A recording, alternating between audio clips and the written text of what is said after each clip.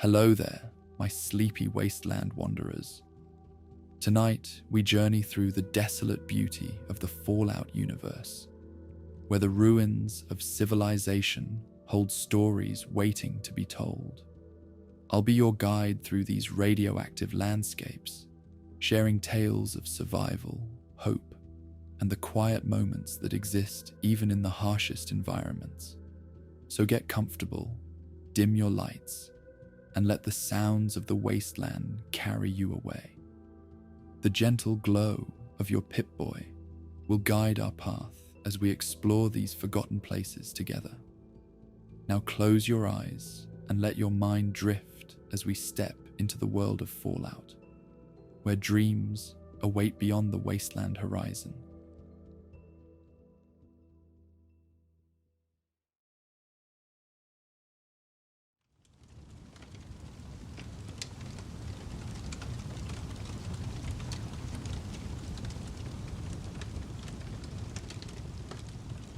Afternoon heat shimmered across Junktown in gentle waves, transforming the settlement into a mirage of weathered structures and dusty pathways. The sun hung lazily in a cloudless sky, casting golden light that softened the rough edges of salvaged metal and repurposed concrete. Shadows stretched like dark fingers across the ground, offering precious respite from the relentless Mojave warmth. In the central plaza, life continued with the unhurried rhythm that defined Junktown's existence. Trading stalls displayed their modest wares, tools repaired with patient hands, garments stitched from mismatched fabrics, medicines brewed from desert plants that thrived in the harsh climate. Settlers moved between them with familiar ease, their conversations a gentle murmur punctuated by occasional laughter, or the bartering calls of merchants. Most prominent among the plaza's features stood the community smoker, a massive pre-war industrial unit that had once processed metals but now served a more nourishing purpose. Its rusted exterior had been lovingly maintained over decades, patches of newer metal contrasting with the original structure like a patchwork quilt. A thin column of aromatic smoke rose steadily from its chimney, carrying the promising scent of preserving meat throughout the settlement. Lars Henriksen tended the smoker with the dedicated attention of someone performing sacred duty rather than mere work. His weathered hands adjusted vents with practiced precision, maintaining the delicate balance of heat and smoke that transformed fresh Brahmin cuts into preserved provisions that would sustain Junktown through leaner times. The process represented more than mere food preparation. It was community security, survival insurance against the wasteland's unpredictable bounty. "Should be ready for overnight smoking," Lars observed to no one in particular, his voice carrying the gentle gravel of age and desert living. "Got Rickart's successful hunts strung up proper, 15 Brahmin cuts prime for the curing. Ought to smoke through till morning. Then we'll have stores enough to last nearly a month if rationed proper." Nearby, Sylvia Chen nodded appreciatively as she arranged her modest selection of scavenged fabric scraps. The seamstress had long served as Lars's most reliable audience, their stalls positioned close enough for comfortable conversation during the long trading days. "That's welcome news," she replied, her fingers continuing their automatic sorting of materials by color and quality. "Those caravans from the hub have been running late these past months. Can't count on regular shipments like we used to." Lars grunted agreement, while making a final adjustment to the smoker's main chamber. The large metal door closed with a satisfying clang, securing the day's precious meat harvest within its carefully controlled environment. With practiced movements, he secured the latch and checked the seals, ensuring smoke would circulate properly, rather than escaping through unwanted gaps. "That should do it," he concluded, wiping his hands on the stained apron that had protected his clothing during preparation. Nothing to do now but let the smoke work its magic till morning. As evening approached, Junktown's central plaza gradually emptied as traders packed away unsold merchandise and settlers retreated to their dwellings. Lars performed a final check of the smoker before heading to his own modest home on the settlement's eastern edge. The machine continued its work unattended, as it had countless nights before, a trusted guardian transforming fresh meat into lasting nourishment while the settlement slept.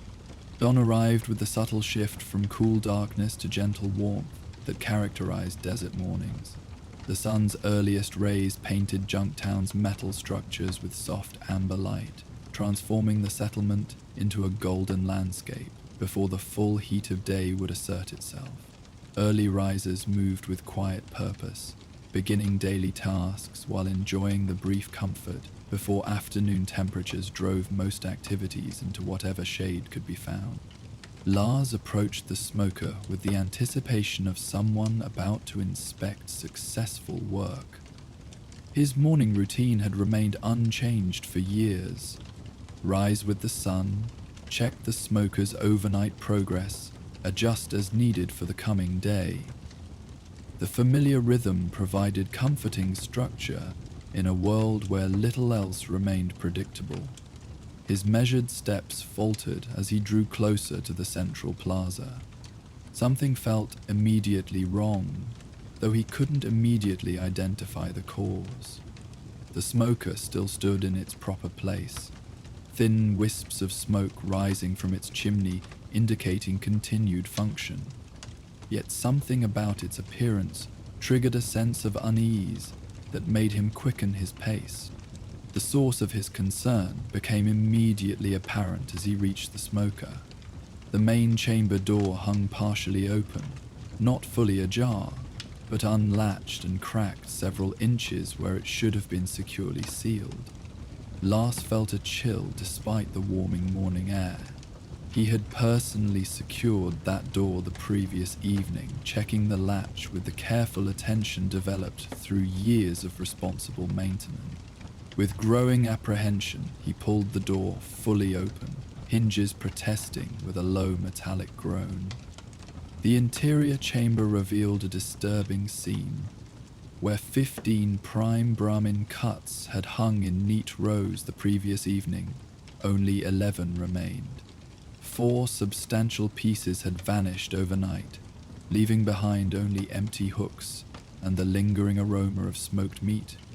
Impossible, Lars muttered, eyes scanning the chamber's interior as if the missing provisions might somehow materialize in overlooked corners. Secured this myself, checked the latch twice, as always. He stepped back from the smoker, surveying the surrounding plaza with narrowed eyes. No obvious clues presented themselves. No scattered meat scraps indicating animal theft. No distinctive footprints suggesting human intrusion. The ground surrounding the smoker showed only the normal packed earth of the busy plaza, any potential tracks obliterated by countless comings and goings from the previous day. As other settlers began filtering into the plaza for morning activities, Lars' discovery quickly became community knowledge. The missing meat represented more than mere inconvenience. In Junktown's carefully balanced economy of resources, such losses impacted everyone's security and comfort. 4 cuts missing, you're certain? Killian Darkwater asked, his tone reflecting the seriousness with which he approached any threat to Junktown's stability. As the settlement's longtime leader, he had navigated countless challenges from external raids to internal disputes, all while maintaining the relative peace that made Junktown different from more chaotic wasteland communities. Lars nodded confirmation. 15 cuts hung yesterday evening.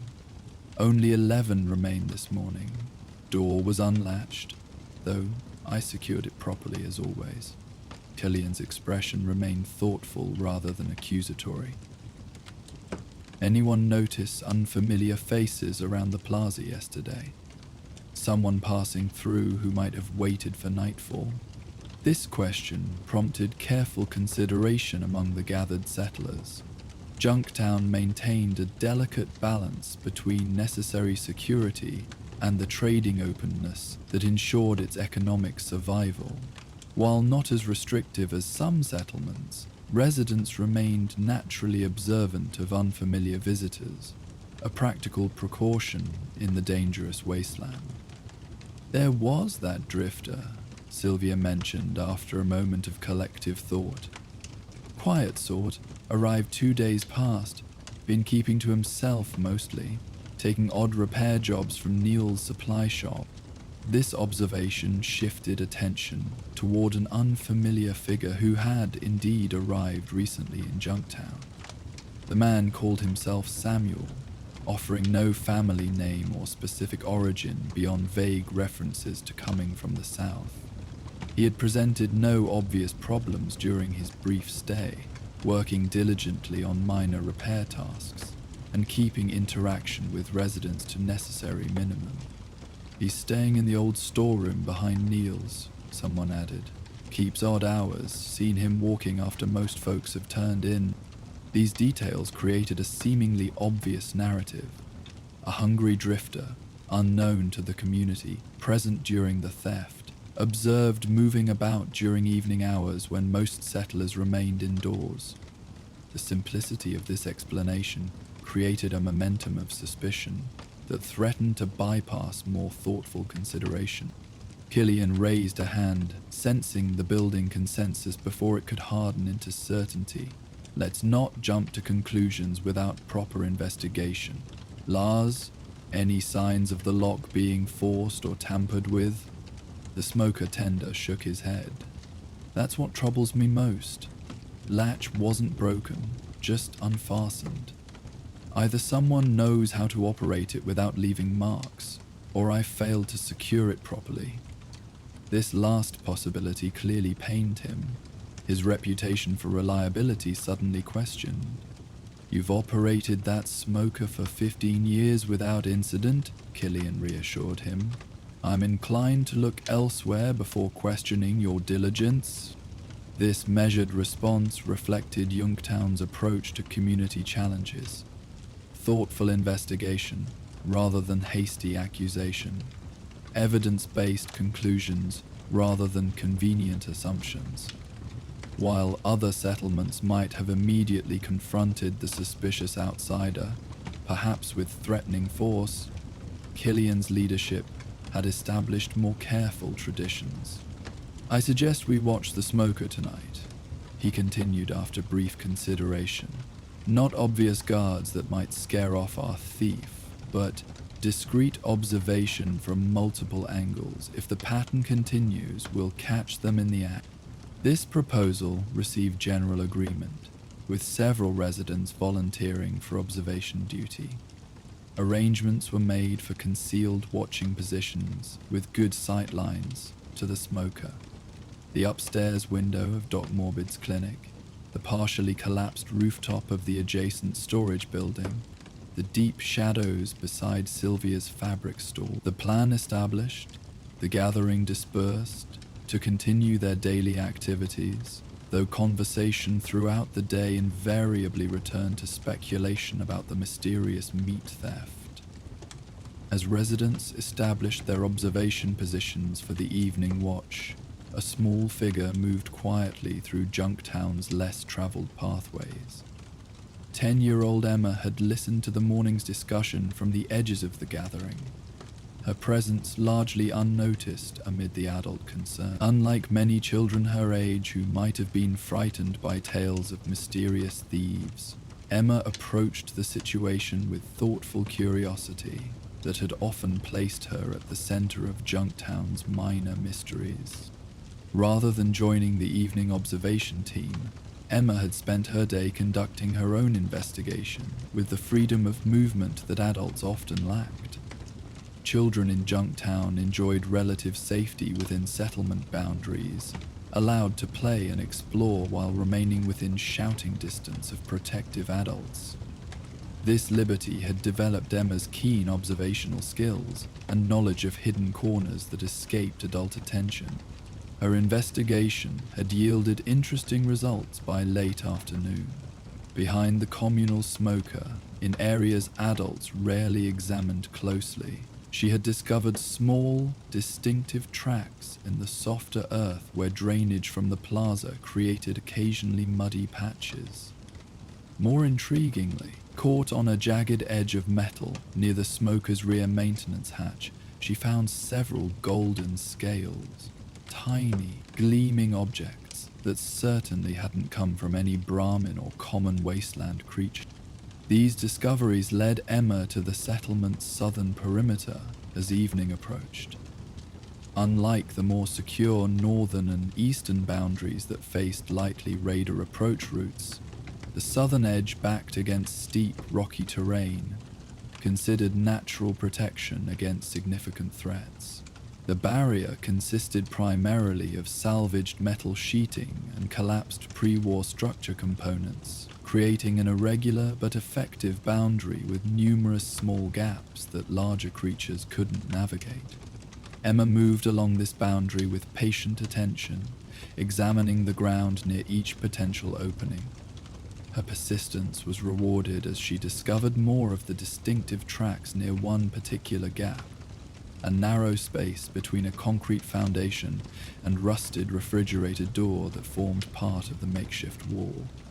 The opening appeared too small for human passage, but adequate for a creature of more modest proportion. While Emma conducted her investigation, the official observation team settled into their positions around the central plaza. The smoker had been reloaded with the remaining Brahmin cuts, plus 2 additional pieces from personal stores to maintain proper capacity. Lars had secured the door with his usual care, demonstrating the process to witnesses who could verify his proper procedure. As darkness descended over Junktown, the stage was set for catching the mysterious thief. Hours passed with little activity beyond the occasional settler moving through the plaza on legitimate evening business. The observers maintained patient vigilance despite growing discomfort from remaining motionless in their concealed positions. From his vantage point in Doc Morbid's window, Killian maintained a clear view of the smoker's main door, while communicating with other observers through occasional hand signals, illuminated by moonlight. Shortly after midnight, when Junktown had fallen into the deep quiet of desert night, movement finally caught their attention, not approaching the main door as expected, but rather slipping from shadows near the smoker's rear section, a small, shimmering figure, moving with remarkable agility across moonlit patches of ground. The creature's identity became clear as it paused beneath the smoker's chimney, apparently savoring the aromatic smoke that continued drifting upward. A golden gecko, significantly smaller than the dangerous variants that roamed outer wasteland regions, but unmistakable with its distinctive scales that captured moonlight in metallic gleams. It stood barely knee-high to an adult human, its proportions suggesting juvenile development rather than full maturity. The observers watched with quiet fascination as the gecko circled the smoker with purpose, approaching a maintenance panel near the base that had been installed for accessing the lower smoke chamber.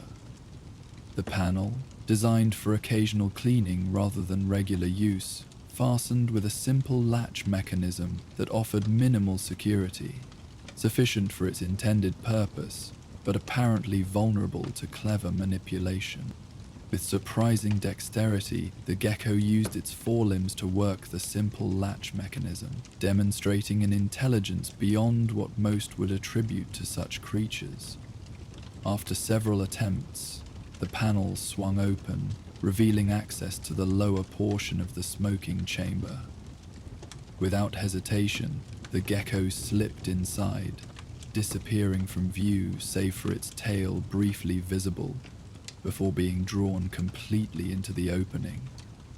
Killian signaled the observers to maintain positions rather than intervene immediately, Several minutes passed in tense anticipation before the gecko re-emerged, dragging a substantial piece of smoked Brahmin with evident effort.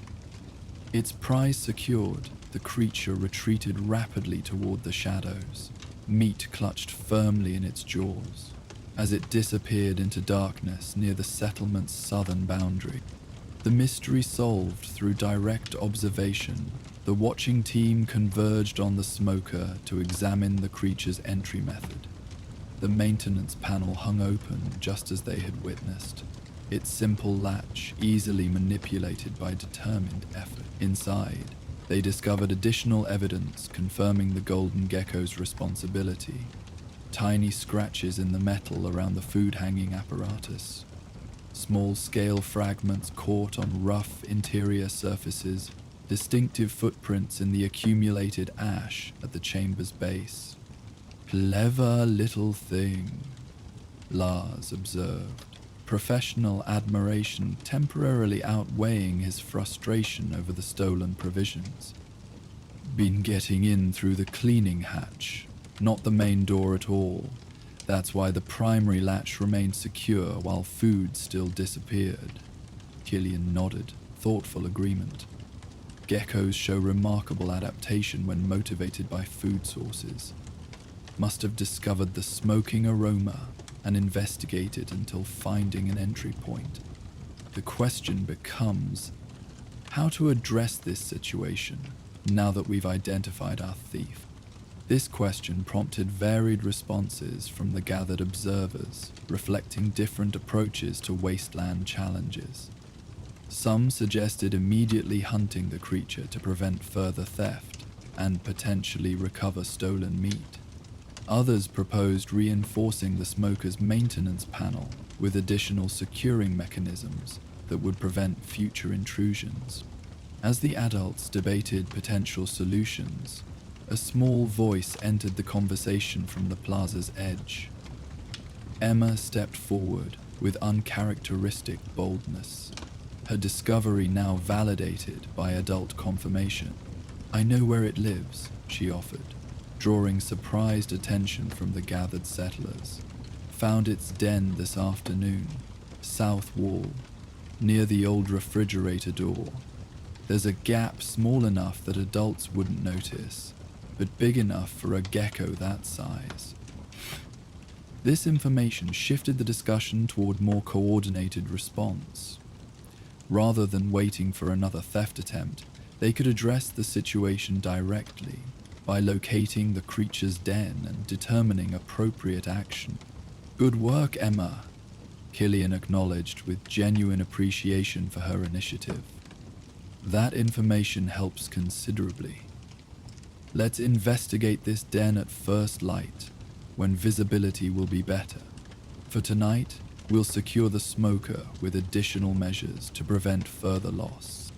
The temporary solution involved wedging metal bars across the maintenance panel, creating a barrier that even clever gecko manipulation couldn't overcome. With the smoker secured for the remainder of the night, the observation team dispersed to their homes for well-earned rest, conversations already speculating about the golden gecko's unusual behavior and how best to address their unexpected neighbor. Morning brought renewed activity, focused on the southern perimeter, where Emma guided Killian and several other settlers to the gap she had discovered. Examination confirmed her assessment. The opening provided perfect access for a creature of the golden gecko's size, while remaining unnoticed during routine perimeter checks that focused on human-sized threats. "Tracks confirm regular use," Killian observed, examining the ground near the opening where distinctive gecko footprints had created a small path through the dusty soil. "Must have been entering and exiting for some time before discovering our smoker as a potential food source." The gathered settlers discussed options with the measured consideration that characterized Junktown's community decisions. While some still advocated eliminating the potential threat, others recognized the rarity of a solitary golden gecko showing such adaptive intelligence without the aggressive territoriality typical of their species. Could relocate rather than eliminate, suggested Neil, the settlement's primary supply trader who had developed practical knowledge of wasteland fauna through years of caravan protection. There's suitable habitat in those rocky outcroppings about half a mile southwest, far enough to prevent easy return, but suitable for a gecko's needs. This suggestion gained support as a balanced approach, addressing the immediate problem without unnecessarily destroying a creature that posed no direct threat beyond food theft. The relocation would require careful handling, however, capturing the gecko without harm to either it or the settlement residents undertaking the task. I can fashion a proper trap, Neil continued, already mentally cataloguing materials available in his supply shop. Simple cage with food bait, triggered door that closes once the gecko enters. We've used similar methods capturing smaller rad scorpions for venom extraction. With approach decided, preparation began immediately. Neil returned to his shop to gather materials for the trap's construction, while others searched for suitable bait that would prove irresistible to the gecko. Lars contributed a small portion of smoked Brahmin despite his previous losses, recognizing the established food preference would make the most effective lure. By midday, the trap stood ready near the discovered den entrance. A cage constructed from salvaged metal mesh reinforced with wooden supports, large enough to comfortably contain the golden gecko, while small enough for practical transport once occupied. The smoked Brahmin bait hung suspended from the top center, positioned to require full entry before the gecko could reach it. A simple but clever triggering mechanism would release the door once weight pressed on the interior plate, securing the creature without harm. With the trap set, patience became their primary requirement. Rather than maintaining constant observation, which might deter the naturally cautious creature, they established a rotating schedule for periodic checking without obvious human presence near the capture site. Emma volunteered for the first observation shift, her smaller presence less intimidating to the gecko, and her investment in the mystery's resolution providing particular motivation. Throughout the afternoon, settlers continued normal activities while maintaining awareness of the unfolding capture plan.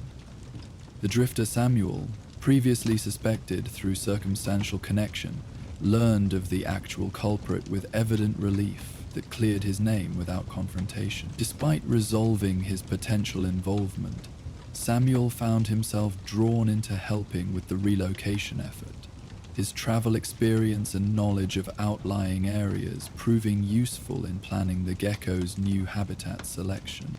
Twilight approached, with no success yet reported, the golden gecko apparently maintaining cautious distance during daylight hours despite the tempting bait. As Junktown settled into evening routines, modest illumination from dwellings cast warm rectangles of light across the central plaza. The communal cooking fire in the plaza center served as gathering point where residents shared the day's simpler meal, vegetable stew supplemented with small meat portions, reflecting their temporarily reduced supplies. Conversation inevitably centered on what many now called the gecko thief. The initial frustration of stolen provisions transformed into something approaching community entertainment. Stories circulated of previous encounters with wasteland wildlife showing unexpected intelligence or unusual behavior, each tale expanding slightly with each retelling until Killian gently guided discussion back toward practical matters.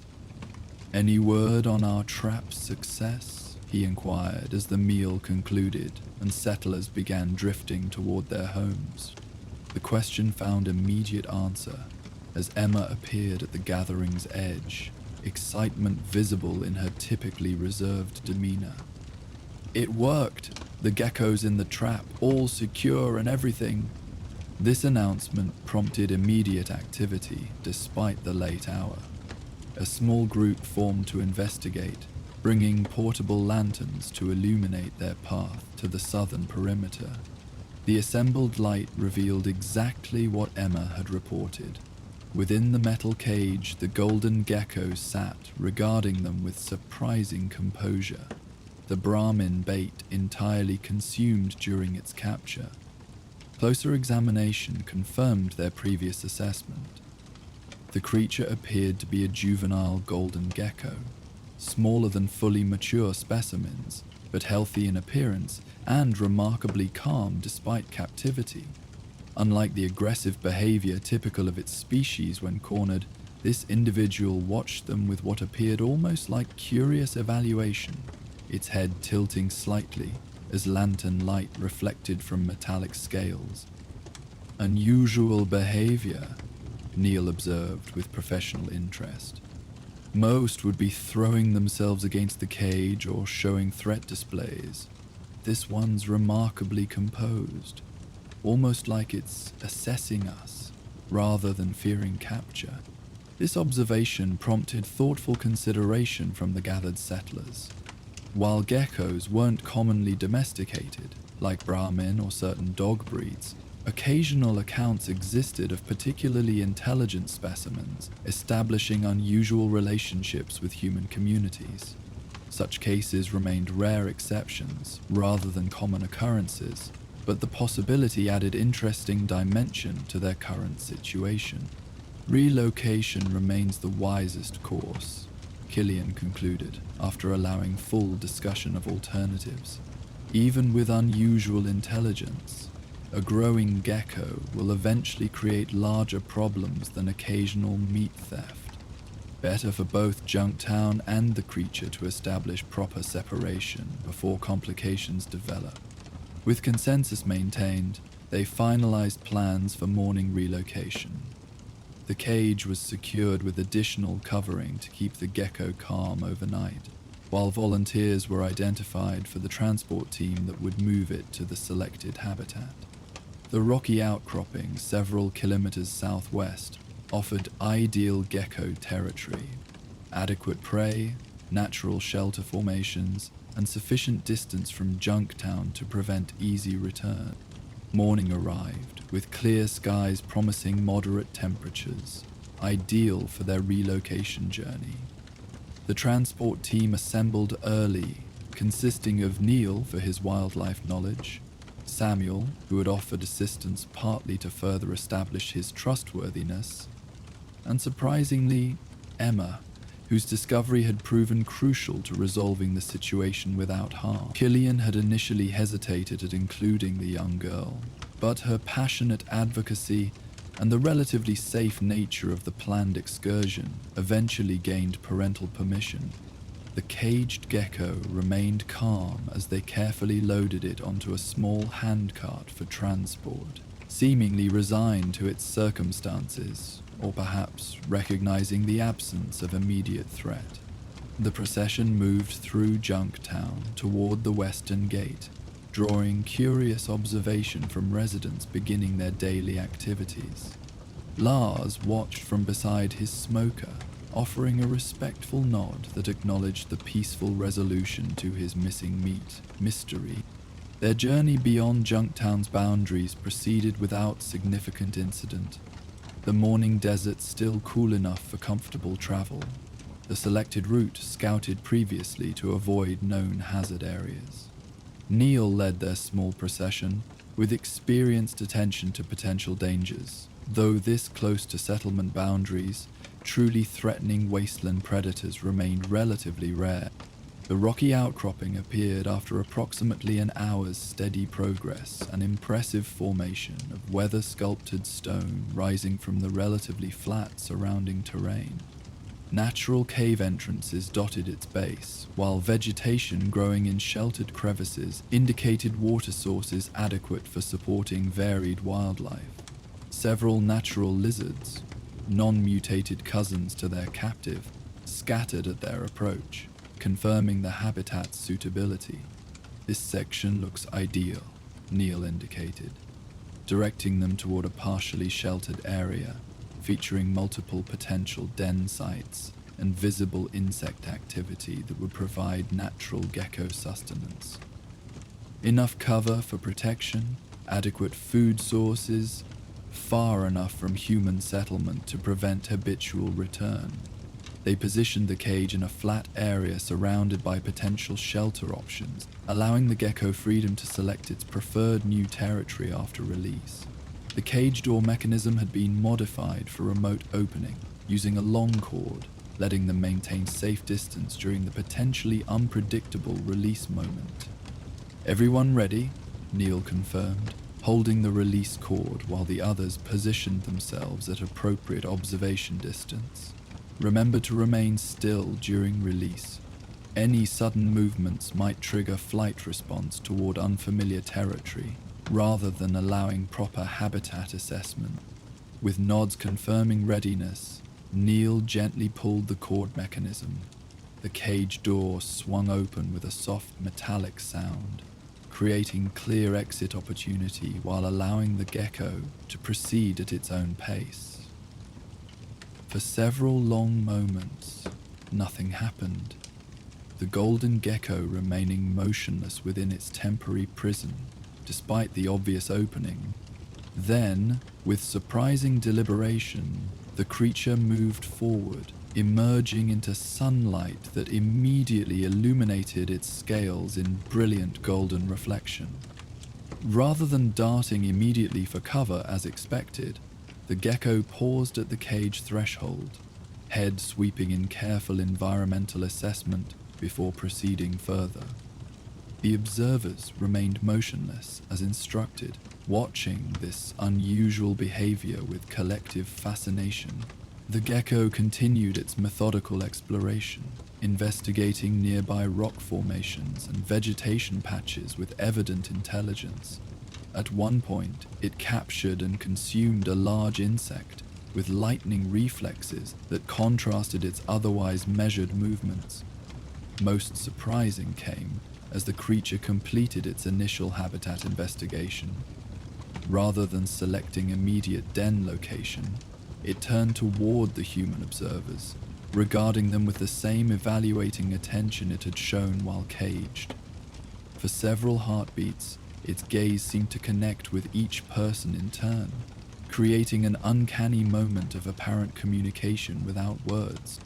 Then, with sudden decision, the gecko turned and darted toward one particular cave entrance, disappearing inside with the burst of speed more typical of its species. The transition from deliberate investigation to natural gecko behavior somehow provided perfect conclusion to their unusual encounter. "Well," Neil broke the silence with quiet wonder. "That was certainly not typical gecko behavior. Almost felt like it was thanking us for the new accommodations." Emma nodded enthusiastic agreement. "It understood we weren't trying to hurt it. Just needed a better home than our wall. With food it didn't have to steal." This interpretation, while perhaps attributing more human-like thought than biologically likely, nonetheless captured the emotional essence of their shared experience. The golden gecko had found more appropriate territory without conflict or harm. A resolution reflecting Junktown's approach to problem-solving through understanding rather than immediate force. Their return journey carried lighter conversation, the successful mission creating satisfaction that transcended the relatively modest nature of their accomplished task. Samuel particularly seemed transformed by participation, his previously guarded demeanor opening gradually through shared purpose with the settlement residents. Upon reaching Junktown's gates, they found several residents waiting with evident curiosity about the outcome. Lars stood among them, his initial frustration over stolen provisions now transformed into genuine interest in the unusual thief's fate. "Relocation successful," Neil reported to the gathered audience. "Found excellent territory, with natural food sources and proper shelter options. The gecko seemed to approve of our selection, showed remarkable awareness throughout the process, almost like it understood our intentions. This report generated appreciative responses, the community's collective relief at peaceful resolution evident in relaxed postures and genuine smiles. What had begun as potential conflict had transformed into community cooperation, creating shared experience that strengthened Junktown's bonds rather than straining them. In subsequent days, Lars implemented simple modifications to the smoker's maintenance panel, installing secure latching mechanisms that would prevent similar intrusions while maintaining necessary functionality. The story of the gecko thief became part of Junktown's collective narrative, shared with travelers, embellished slightly with each retelling, eventually taking place alongside other settlement legends that defined community identity. Samuel, the drifter whose timely arrival had initially cast him under suspicion, found unexpected welcome following his assistance with the relocation effort. Killian offered extended residence opportunity, noting the settlement could benefit from additional repair skills, given increasing caravan traffic requiring equipment maintenance. The offer received gracious acceptance. Another example of misunderstanding transformed into opportunity through Junktown's balanced approach to wasteland challenges. Emma perhaps benefited most directly, her observational skills receiving recognition that established new community role as unofficial junior scout, a position created specifically to acknowledge her contribution while encouraging continued development of her natural talents. Regular perimeter inspections became her special responsibility, supervised initially but with growing independence as her capabilities were trusted. Evening found Junktown's central plaza transformed into gathering space, as residents enjoyed the relative cool of desert night. The communal cooking fire cast warm light across relaxed faces, conversation flowing with the comfortable familiarity of people secure in shared community, despite the wasteland's ever-present challenges. Lars's smoker operated at full capacity once again, the aroma of curing meat promising continued sustenance through cooperative effort. From distant rocky outcroppings southwest of the settlement, keen eyes might have detected occasional golden reflection, watching the human settlement with curious attention. A rare golden gecko, perhaps remembering briefly shared connection before returning to its more natural existence among stone and sand. Each species now occupying appropriate territory in the complex balance of wasteland coexistence. As Junktown settled into restful evening under star-filled sky, another story waited beyond tomorrow's horizon. Miles distant in the eastern trading routes, a caravan leader carefully examined curious artifacts being sold by a smooth-talking merchant, something about their construction raising questions about authenticity. When the caravan arrived at Junktown's gates 3 days hence, the settlement would find itself navigating another gentle mystery, weighing truth against deception, value against appearance, in the continuing cycle of community wisdom that defined their existence amid the wasteland's challenging landscape. Sunrise painted Junktown in gentle amber hues, bathing the settlement's makeshift structures in warm light that transformed corrugated metal and salvaged concrete into a landscape of gold and shadow. Long rays stretched across the central marketplace, where traders prepared for the day's commerce with unhurried movements, each following morning routines established through years of desert living. The sky above remained clear and vast, promising another day of unrelenting sunshine tempered only by occasional breezes, carrying the scent of dust and distant blooming cacti. Herschel Morgan, Junktown's longest-serving merchant, unfolded his weather-beaten canopy with practiced efficiency, despite his advancing years. The faded blue fabric had protected his wares from harsh sun and occasional radiation storms for nearly a decade, its fraying edges and patched tears telling stories of wasteland endurance, much like the wrinkles etched into Herschel's weathered face.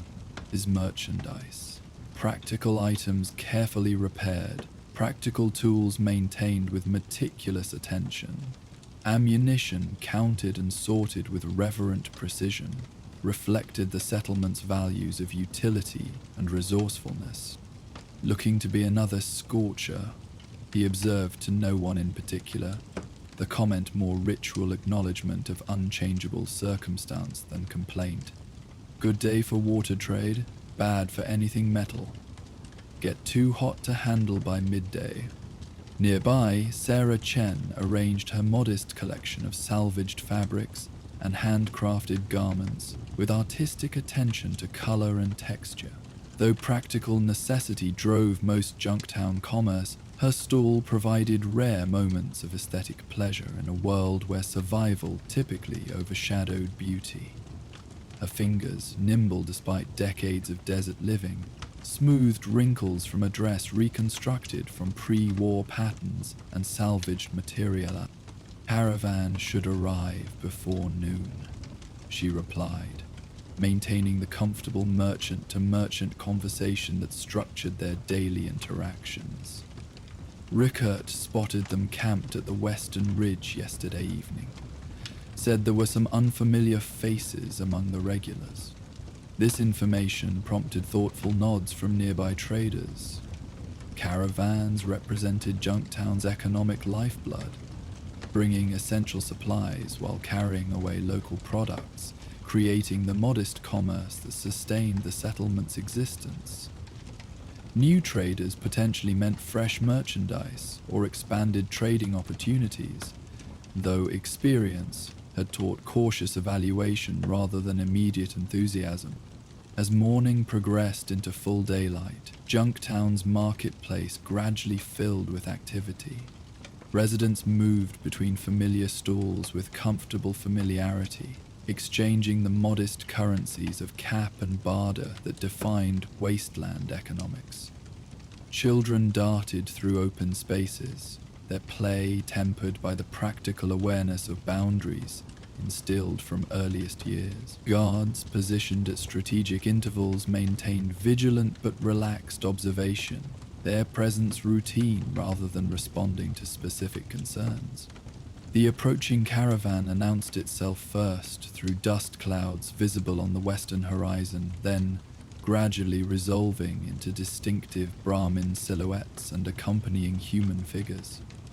Killian Darkwater, Junktown's pragmatic leader, positioned himself near the settlement entrance, a relaxed but deliberately visible presence that established proper welcome while ensuring appropriate entry protocols. The settlement maintained careful balance between commercial openness and security consciousness, its continued survival testament to the effectiveness of this measured approach.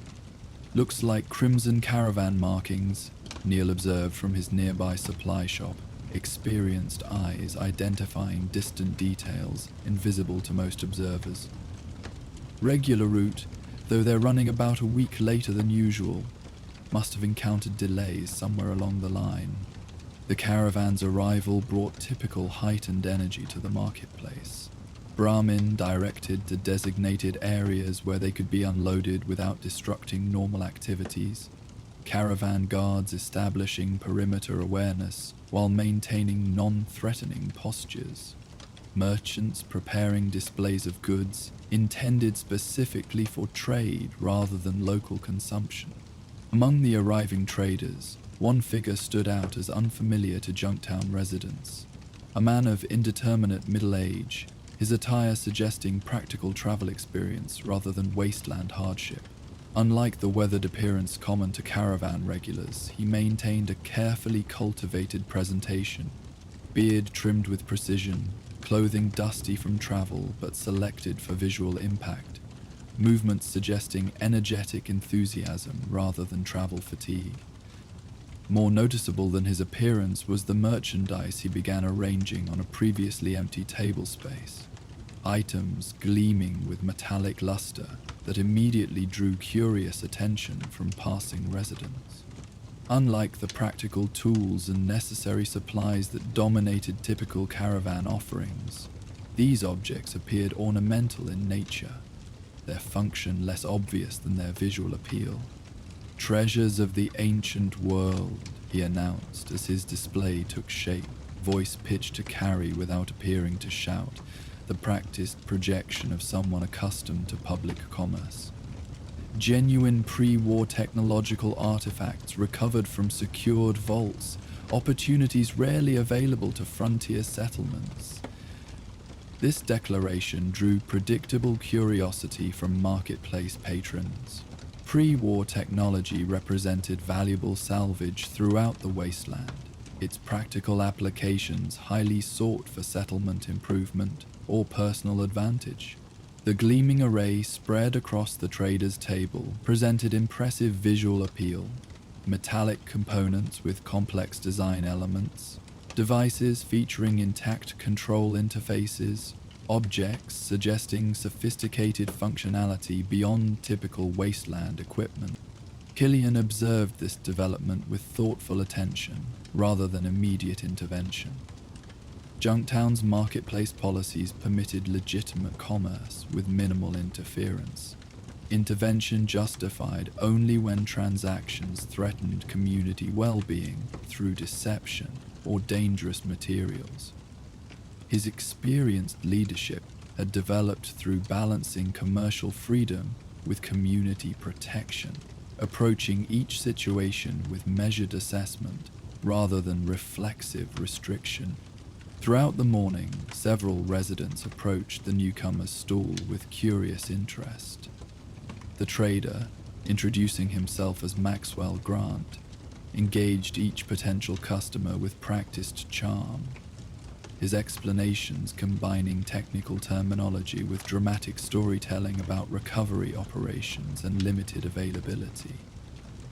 His merchandise carried substantial price tags, justified through elaborate descriptions of specialized functionality and historical significance.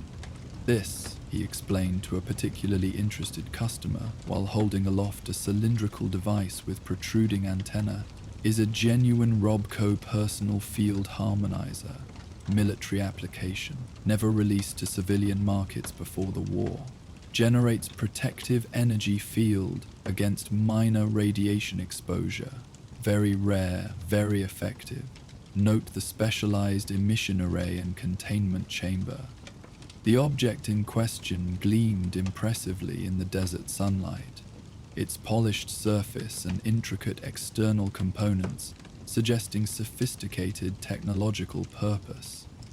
The potential buyer, a rancher who occasionally traveled beyond settlement boundaries, examined it with the careful attention of someone evaluating significant investment rather than casual purchase. With every cap, Maxwell continued, his enthusiasm seemingly genuine despite practiced delivery. Protection when you need it most. Technology lost to the ages but preserved for those wise enough to recognize its value. From his position near the settlement's administrative building, Killian maintained passive observation of these interactions. The newcomer's sales techniques didn't yet cross boundaries requiring intervention, though their effectiveness warranted continued monitoring. Without specific evidence of deception or dangerous merchandise, leadership interference would undermine the commercial freedom Junktown had established as foundation for its modest prosperity. By midday, at least 3 residents had purchased items from Maxwell's collection, each transaction conducted with flourishing description and assurances of exceptional value. The trader maintained professional politeness throughout, his interactions demonstrating practiced understanding of customer psychology without obvious manipulation. Caps changed hands in substantial quantities, the purchased items carefully wrapped in cleaned fabric scraps before being proudly carried away. As afternoon heat reached its peak, marketplace activity naturally diminished. Traders retreating to whatever shade their stalls provided, customers postponing non-essential purchases until temperatures moderated. During this customary lull, a different sort of arrival drew notice. From those still conducting business despite the heat, a solitary figure approached from the eastern road, the direction opposite the caravan's earlier entrance. Unlike the organized commercial presentation of the morning travelers, this individual traveled alone, possessing only what could be carried in a modest backpack and tools secured at hip and shoulder. Dust-covered practical clothing designed for utility rather than impression, while skin darkened by desert sun and wind suggested extensive wasteland travel rather than settlement dwelling. Killian approached this new arrival with the same measured welcome extended to all peaceful visitors. "Welcome to Junktown, traveler. I'm Killian Darkwater. If you're looking for trade or temporary lodging, we can accommodate both with reasonable terms." The newcomer, a woman in her early 40s with observant eyes that seemed to catalogue details even during casual conversation, nodded appreciation for the greeting. Clara Hendricks, traveling tinker specializing in pre-war electronics and power systems, looking for work and a few days rest before continuing east. Heard Junktown maintains fair commerce policies for skilled labor. This introduction earned approving assessment from Killian. Traveling specialists with practical technical knowledge represented valuable resources in the Wasteland, their skills often addressing settlement needs beyond local capability. Unlike traders who merely transported goods, tinkers created direct value through repair services and knowledge application to existing resources. "You'll find opportunity here," he confirmed, gesturing toward the marketplace, where activity had begun recovering as afternoon heat gradually diminished. Several residents maintain equipment that would benefit from specialized attention. Neil's supply shop by the main entrance can direct you to potential clients. "We have rooms available at Marcel's place if you need accommodation." Clara expressed appropriate gratitude for this information while maintaining the reserved demeanor common to experienced wasteland travelers. Friendly without excessive familiarity, communicative without revealing unnecessary personal details. She proceeded toward the indicated supply shop, pack adjusted with the unconscious movement of someone accustomed to carrying essential possessions through difficult terrain. The marketplace gradually returned to full activity as afternoon progressed toward evening, temperatures moderating enough for comfortable commerce resumption. Maxwell continued his energetic sales presentations, though with slightly tempered volume appropriate to the settled rhythm of late-day trading. His inventory had noticeably diminished, several prominent pieces now absent from his display, suggesting successful business throughout the day.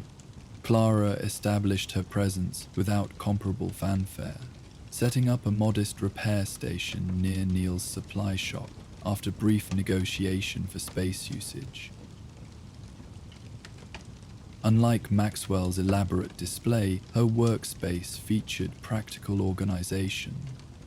Tools arranged for efficient access, diagnostic equipment positioned for optimal usage, workspace cleared for appropriate component handling. Rather than calling attention through dramatic announcements, she simply placed a handwritten sign indicating services available and rates based on complexity rather than fixed pricing.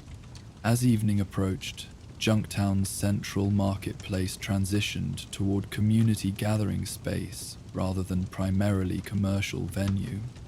Cooking fires illuminated family groups sharing modest meals while exchanging daily experiences.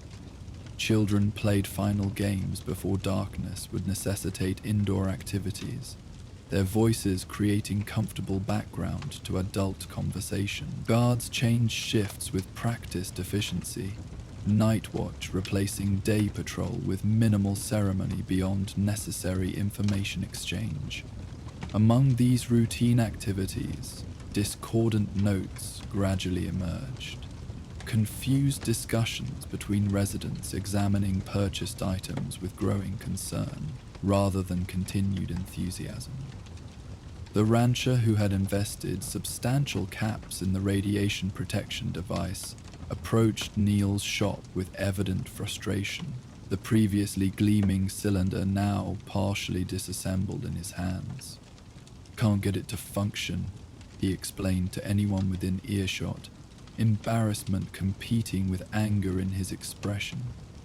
Followed every instruction that Maxwell provided, but nothing happens when activated according to his demonstration.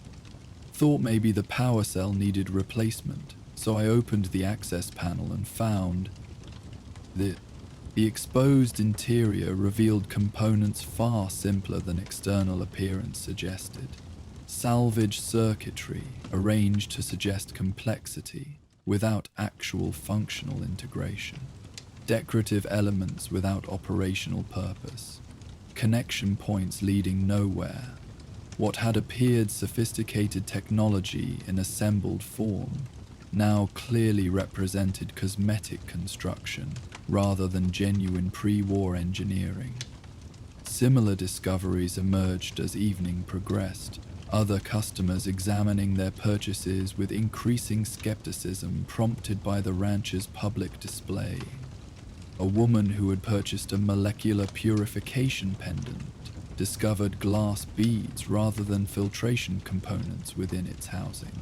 A young man who invested nearly a month's earnings in a personal defense modulator found repurposed Brahmin bells, creating the distinctive sound that supposedly indicated protective field generation.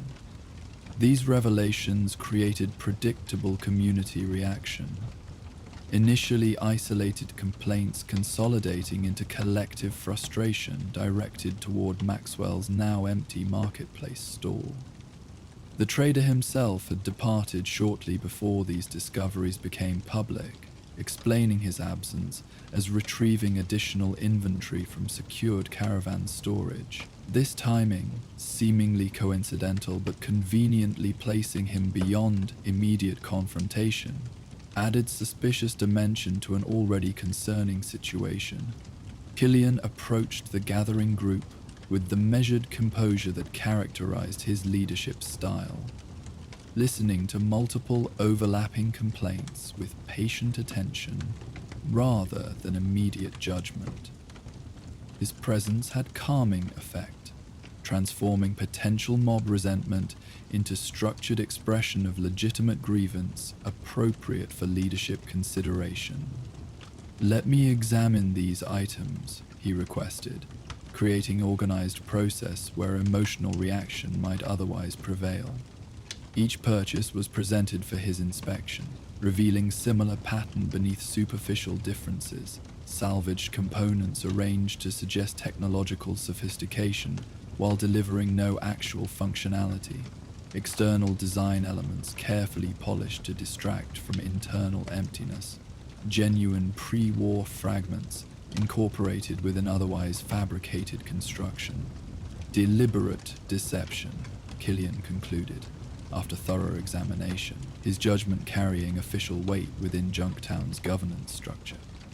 Not merely exaggerated claims about limited function, but intentionally non-functional items presented as operational technology. This violates our marketplace standards for honest representation of goods exchanged. This determination shifted the situation from personal disappointment to community concern requiring formal response. Killian dispatched guards to locate Maxwell, their instructions emphasizing non-threatening approach while ensuring his return for addressing legitimate complaints. The settlement's established protocols for commercial disputes would be applied, opportunity for explanation and potential restitution, before more severe consequences might be considered. Clara had observed these developments from her repair station with professional interest, beyond mere curiosity. As residents continued examining questionable purchases, she approached the gathering with measured offer rather than unsolicited intrusion. "I can properly assess these devices if helpful," she suggested, her tone indicating professional capability rather than seeking advantage from others' misfortune. "Might determine whether any components have salvage value despite overall misrepresentation." This offer received immediate acceptance from disappointed purchasers seeking any recovery from substantial investment. Clara examined each item with methodical thoroughness, her experienced hands disassembling carefully while her analytical observation catalogued genuine value within fraudulent presentation. "Interesting construction," she noted while examining the supposed radiation protection device. "Actually contains salvageable components despite non-functionality as represented. This power coupling appears genuine Robco manufacture, likely from household service robot. Worth perhaps 15 caps for component value, though certainly not the 140 reportedly paid." The similar assessments followed for other purchases, identifying limited salvage value while confirming fundamental misrepresentation of functionality and worth. Clara's clinical evaluation provided cold comfort to those who had invested substantial resources, yet offered practical perspective beyond total loss. Her matter-of-fact approach, neither minimizing deception nor encouraging excessive reaction, provided balanced foundation for whatever resolution might eventually emerge. The guards returned as evening fully claimed the settlement, their report delivered directly to Killian with appropriate discretion. "Maxwell Grant, secured at the Traveller's Lodging, sir. Claims misunderstanding rather than deliberate deception. Agreed to remain there pending resolution. Discussion tomorrow morning. Seemed nervous but not preparation for flight." Killian acknowledged this information with thoughtful consideration rather than immediate response. Junktown's governance balanced justice with practicality, addressing legitimate grievances while maintaining commercial relationships necessary for settlement prosperity.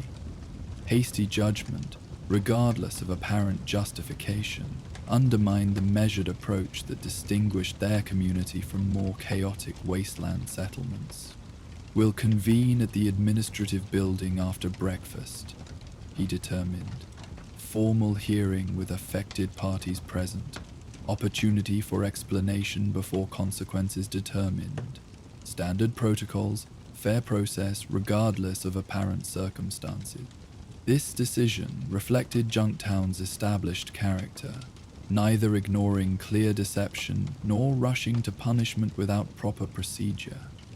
Community members dispersed toward evening activities, with varying degrees of frustration tempered by confidence in established resolution process. The disappointed purchasers at least knew their grievances would receive proper consideration, rather than dismissal or indefinite delay.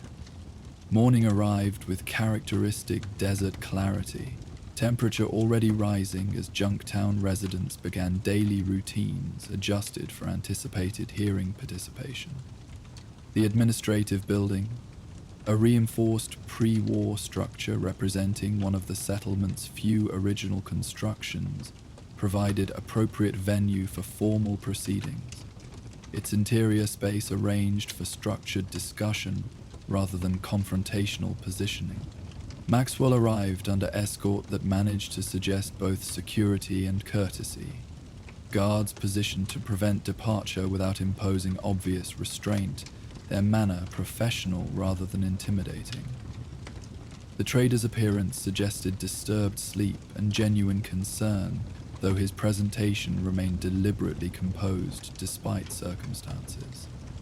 He took designated position with visible awareness of community attention directed toward him. Killian began proceedings with characteristic directness, establishing factual foundation before judgment consideration. Yesterday, multiple residents purchased items from your inventory based on specific claims regarding functionality and origin. Subsequent examination revealed significant discrepancy between representation and actual construction. We've convened to address this discrepancy through established protocol for commercial disputes. This introduction established formal proceedings without presuming guilt, maintaining procedural fairness despite substantial evidence. Each affected resident presented their experience. Purchase decisions influenced by specific claims, price justified through promised functionality, subsequent discovery of actual construction invalidating those claims. Maxwell listened without interruption, his expression suggesting calculation rather than remorse. "I understand the disappointment," he responded, when provided opportunity, voice modulated to convey sympathy without admitting wrongdoing. "However, I believe misunderstanding rather than deception explains our current circumstance. My descriptions employed certain theatrical elements common to wasteland commerce, but never stated guaranteed functionality beyond reasonable interpretation of demonstration provided.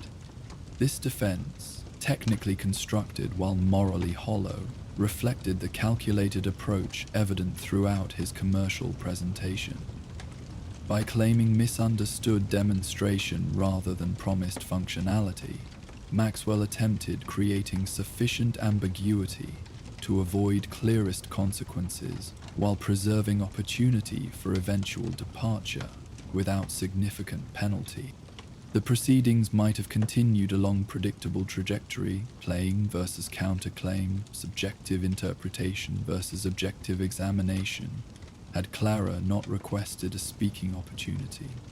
Her position as neutral technical expert, rather than affected party, granted particular credibility to her assessment. "I've examined each device in question," she stated with professional precision, "and must report construction inconsistent with accidental misrepresentation. These items demonstrate deliberate design elements, specifically arranged to suggest functionality impossible given their actual components. Emission ports connected to nothing internally, control interfaces wired to create activation sound effects without actual system activation. External design, specifically constructed to prevent casual inspection of internal composition. A detailed technical analysis, delivered without emotional coloration but devastating in its clinical precision, systematically dismantled Maxwell's defense. Each element she identified reflected intentional deception rather than miscommunication or exaggerated claims. Deliberate construction specifically designed to prevent customers from discovering actual composition until after transaction completion and trader departure. Maxwell's expression shifted noticeably as Clara's testimony continued, calculation giving way to recognition of untenable position. His subsequent silence when offered response opportunity essentially confirmed her assessment through absence of technical counterargument. The evidence, presented with professional clarity rather than vindictive accusation, established factual foundation beyond reasonable dispute. Killian allowed appropriate silence before proceeding with judgment phase. The moment weighted with community expectation balanced against established protocol. Junktown's marketplace requires honest representation of goods exchanged, regardless of subjective value assessment. Evidence clearly establishes deliberate misrepresentation beyond acceptable commercial practice. Standard resolution requires full restitution to affected parties, plus prohibition from future trading within settlement boundary. This determination represented significant consequence given the substantial caps involved, essentially eliminating any profit Maxwell might have realized from his deceptive trading, while establishing permanent exclusion from potentially valuable commercial venue. The judgment reflected Junktown's balanced approach, addressing genuine harm without excessive punishment beyond proportional response. Maxwell received this determination with resigned acceptance, recognizing both its fairness and the futility of further argument given established evidence. "I can provide restitution immediately," he offered, producing cap container from his personal belongings. "Prefer resolving this situation completely before departure." This response, while practical under circumstances, revealed continuing calculation rather than genuine remorse, prioritizing swift departure over meaningful acknowledgement of ethical violation.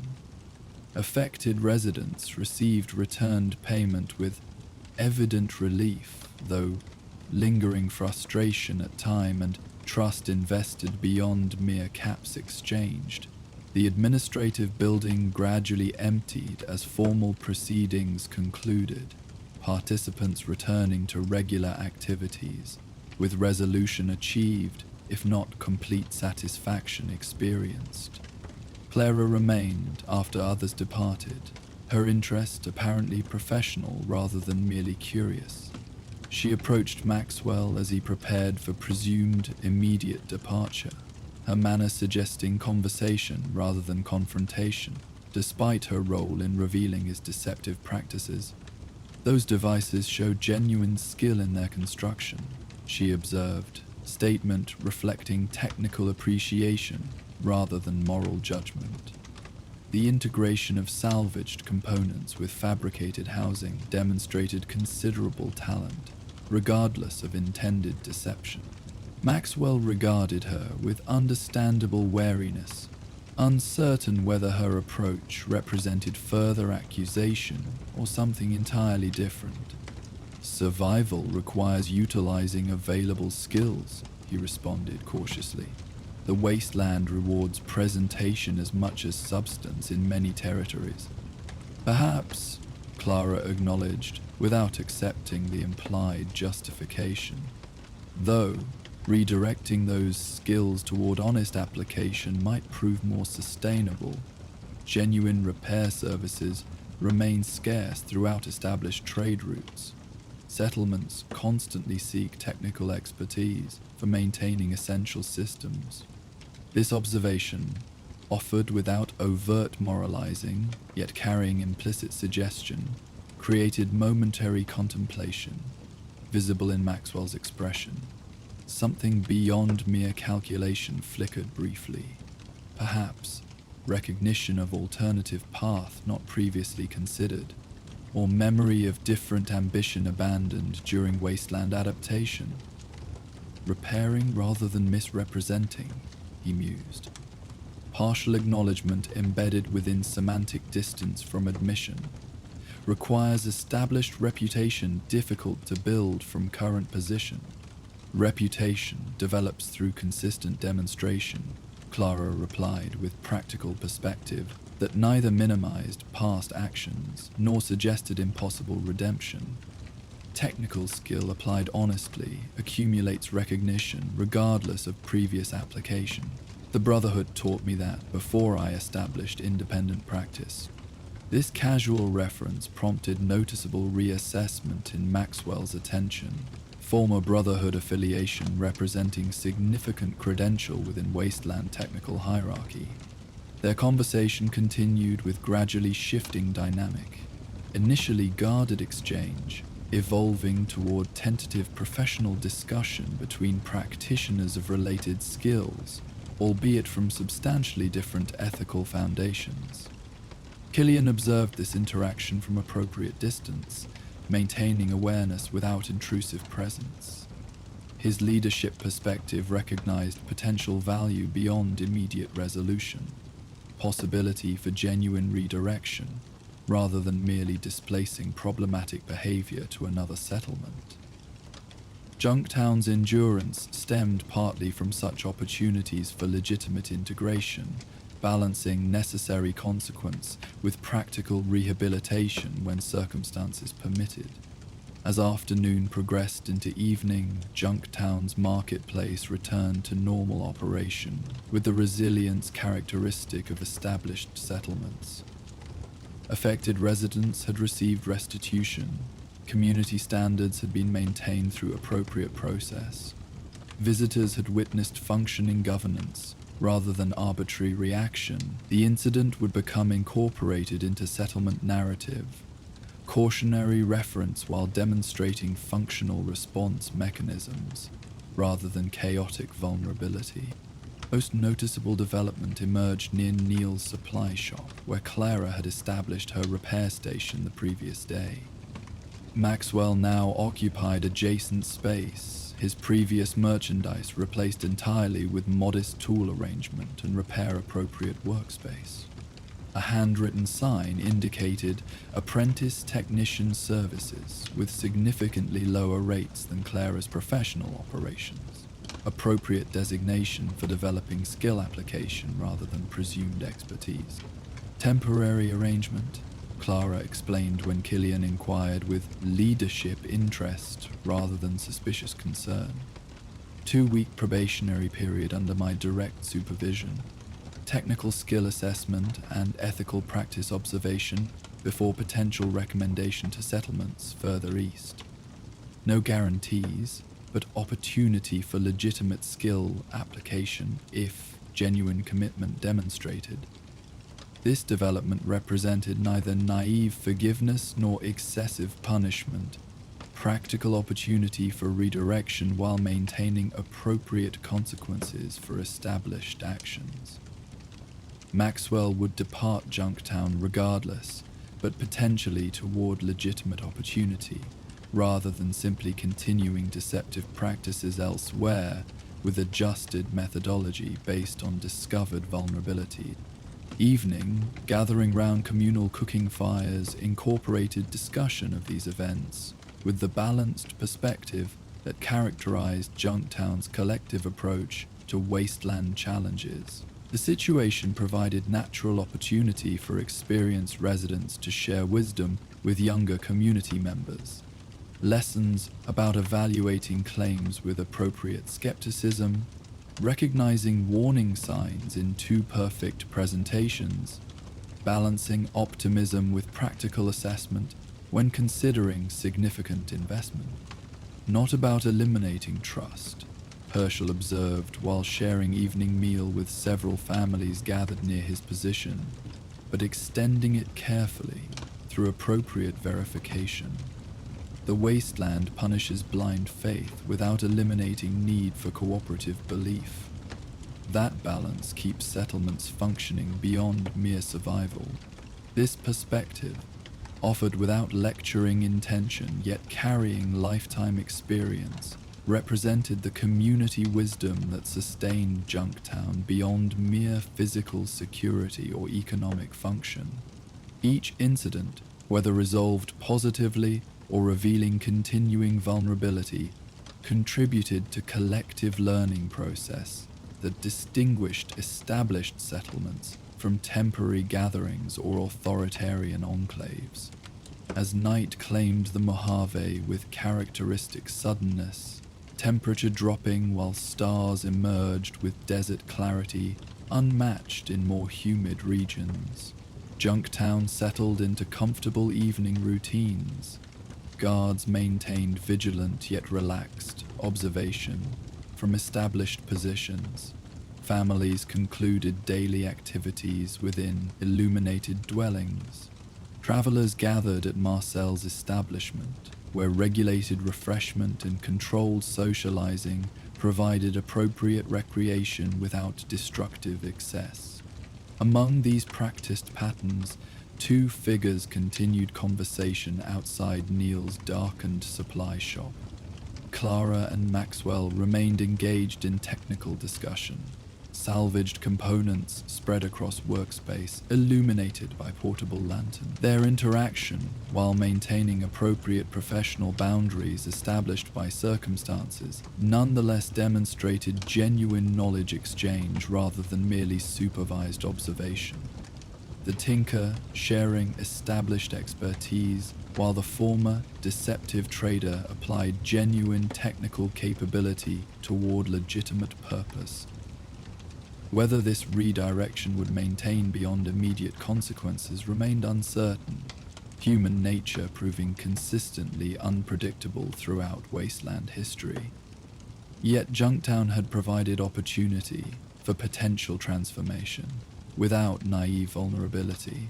Consequences addressed through established protocol, while possibility remained for genuine redirection rather than merely displaced problematic behavior. As desert night deepened toward midnight, both technical practitioners eventually concluded their extended discussion. Clara secured her equipment with practiced efficiency before retiring toward temporary lodging, while Maxwell arranged his newly established workspace with attentions suggesting genuine care rather than merely maintained appearance. Their paths would diverge beyond Junktown's boundaries, the established tinker continuing respected circuit through eastern settlements, the former deceptive trader departing toward uncertain future, shaped partly by opportunity presented through balanced consequences rather than merely punitive response. Junktown itself continued quiet existence through deepest night hours, its established routines undisturbed by the day's unusual events. Guards maintained vigilant rotation, their watchful presence ensuring peaceful sleep for residents secure within modest dwellings. The marketplace stood silent and empty, awaiting morning revival through continued commerce, conducted according to established standards, maintained through consistent application, rather than merely theoretical ideals. Beyond settlement boundaries, the wasteland stretched in all directions, harsh yet navigable through proper preparation and balanced approach to its many challenges. Somewhere within that dangerous expanse, a caravan slowly made its way toward Junktown, carrying trade goods that would arrive within several days. Among its members, a medic packed carefully labeled medication containers while reviewing treatment protocols established through formal training. Her attention to detail ensured proper dispensation under normal circumstances, though concerning developments had recently appeared in settlements further south. Unusual symptoms suggesting something beyond typical wasteland ailments. As Junktown's residents slept peacefully following the rust dealer incident, their next challenge approached with the morning caravan. Join us for the moldy caravan. Morning arrived in Junktown with gentle persistence, sunlight gradually illuminating the settlement's weathered structures in soft golden hues. Shadows retreated across the central plaza as residents emerged from modest dwellings to begin their daily routines. The air carried the particular stillness of early desert mornings, a brief, precious coolness that would inevitably surrender to midday heat, making these first hours especially valuable for necessary outdoor activity. Junktown's gates opened precisely at sunrise, a disciplined schedule maintained regardless of season or circumstance. The guards rotating off night duty exchanged brief reports with their daytime replacements, standard procedure noting unremarkable evening activity, the practiced efficiency of professionals transitioning responsibility without unnecessary ceremony. Settlement security operated through this balanced approach. Vigilant awareness without excessive display, maintained by residents who understood protection as community service rather than opportunity for authority. The marketplace gradually established its daily configuration as traders arranged wares with practiced familiarity. Herschel Morgan's weapon repair stall displayed freshly cleaned firearms alongside meticulously organized ammunition boxes. Sarah Chen arranged salvaged fabrics, organized by potential application, Rather than merely aesthetic consideration, Lars Hendrickson prepared his smokehouse for the day's preservation work, checking fuel supplies while planning optimal processing sequence for recently acquired game. At the settlement's eastern entrance, where the primary trading route connected Junktown to more established communities, further along the Wasteland's tenuous commercial network, observers noted distinctive dust clouds, indicating approaching travelers. The settlement maintained constant awareness of regional movement without paranoia. Information gathered through routine observation rather than anxious surveillance. Practical knowledge supporting appropriate preparation for either opportunity or potential concern. Caravan approaching, noted Neil Peterson from his supply store positioned strategically near the entrance. His weathered features suggested decades of similar observations, experience converting simple visual data into useful assessment. Looks like standard configuration, though moving slower than typical. Might be carrying heavier loads than usual, or possibly dealing with Brahmin health issues. Killian Darkwater acknowledged this information with a thoughtful nod characteristic of his leadership style, accepting potentially useful intelligence without premature conclusion. Unlike authoritarian settlements where single individuals dominated decision processes, Junktown operated through balanced contribution from experienced residents, each providing specialized perspectives supporting collective function. "We'll see what they're bringing," Killian responded, practical focus on immediate implications rather than speculative concerns. The water purification components Lars ordered should have been included in this shipment. Would rather not delay that installation given current reservoir levels. The approaching caravan gradually resolved from distant dust cloud to distinct traveling unit. Two heavily laden Brahmin pulling wheeled carts, flanked by 4 guards maintaining standard protective formation. Additional figures walked alongside the primary transport, their presence suggesting commercial rather than merely security function. The group's overall movement indeed appeared slower than typical caravan pace, though without obvious distress indicating immediate emergency. As the traders approached Junktown's entrance, settlement guards conducted standard welcome protocols. Their visible but non-threatening presence, basic identification verification, brief explanation of local expectations regarding weapons and commercial activity. The process balanced necessary security with hospitable reception, establishing appropriate foundation for mutually beneficial interaction rather than suspicious confrontation. The caravan leader, a middle-aged woman named Katrina, whose regular route had included Junktown for several years, approached Killian with the comfortable familiarity of established commercial relationship.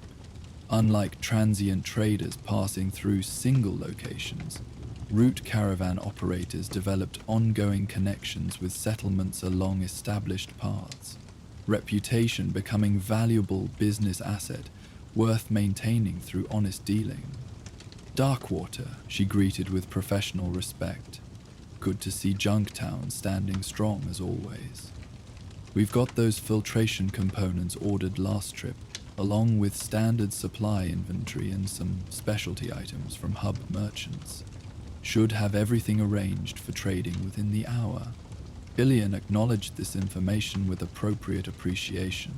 Community needs addressed through functional commercial relationship rather than merely transactional exchange. "Appreciate the timely delivery.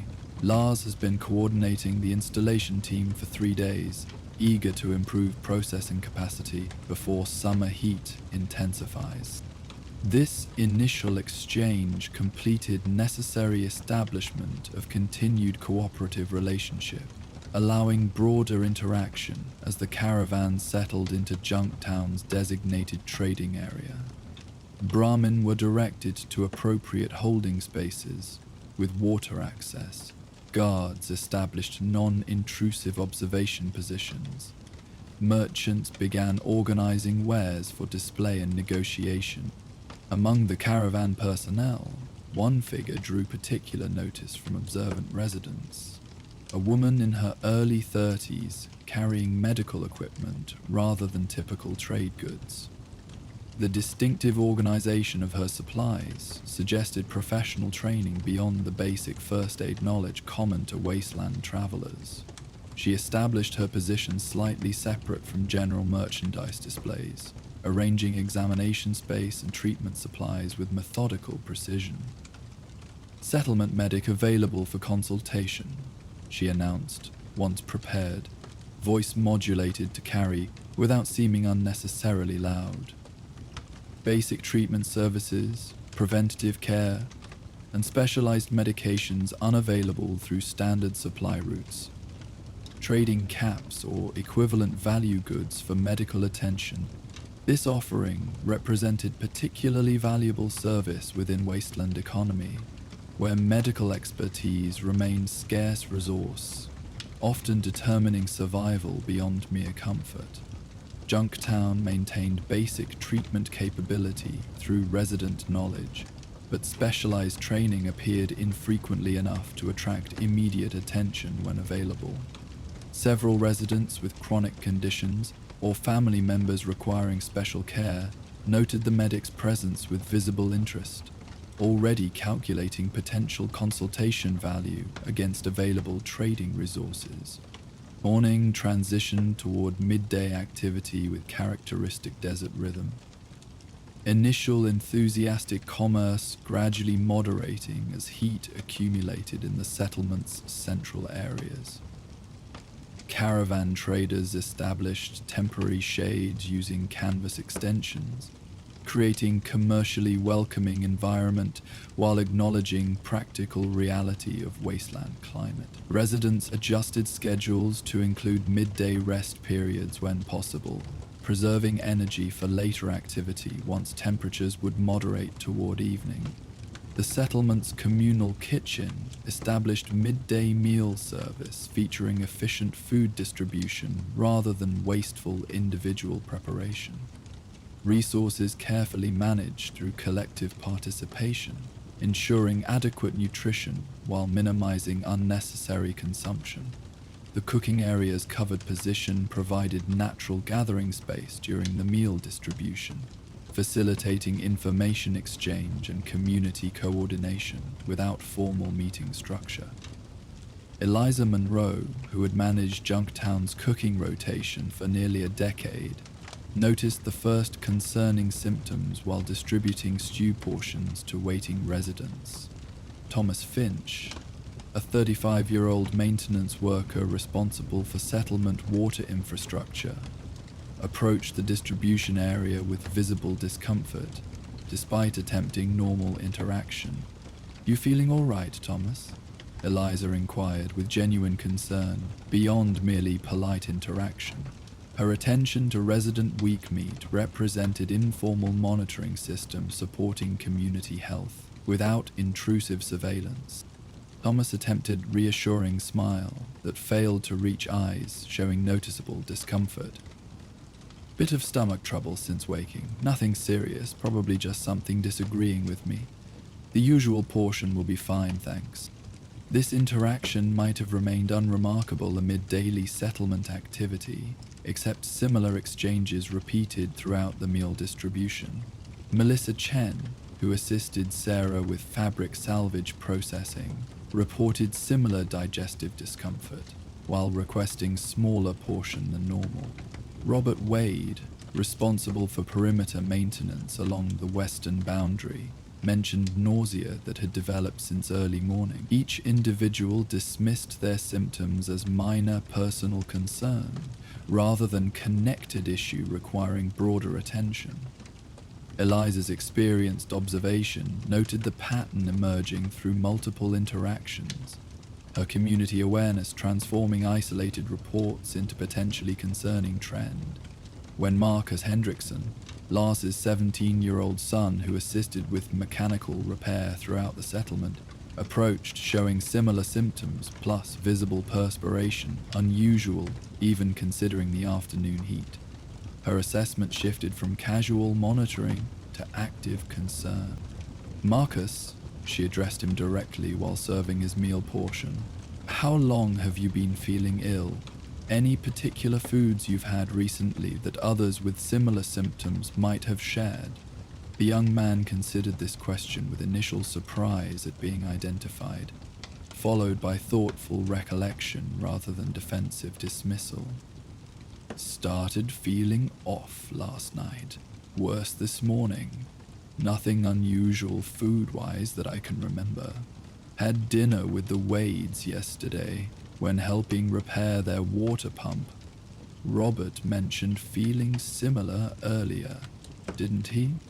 This connection provided useful data point beyond merely identifying additional affected individual.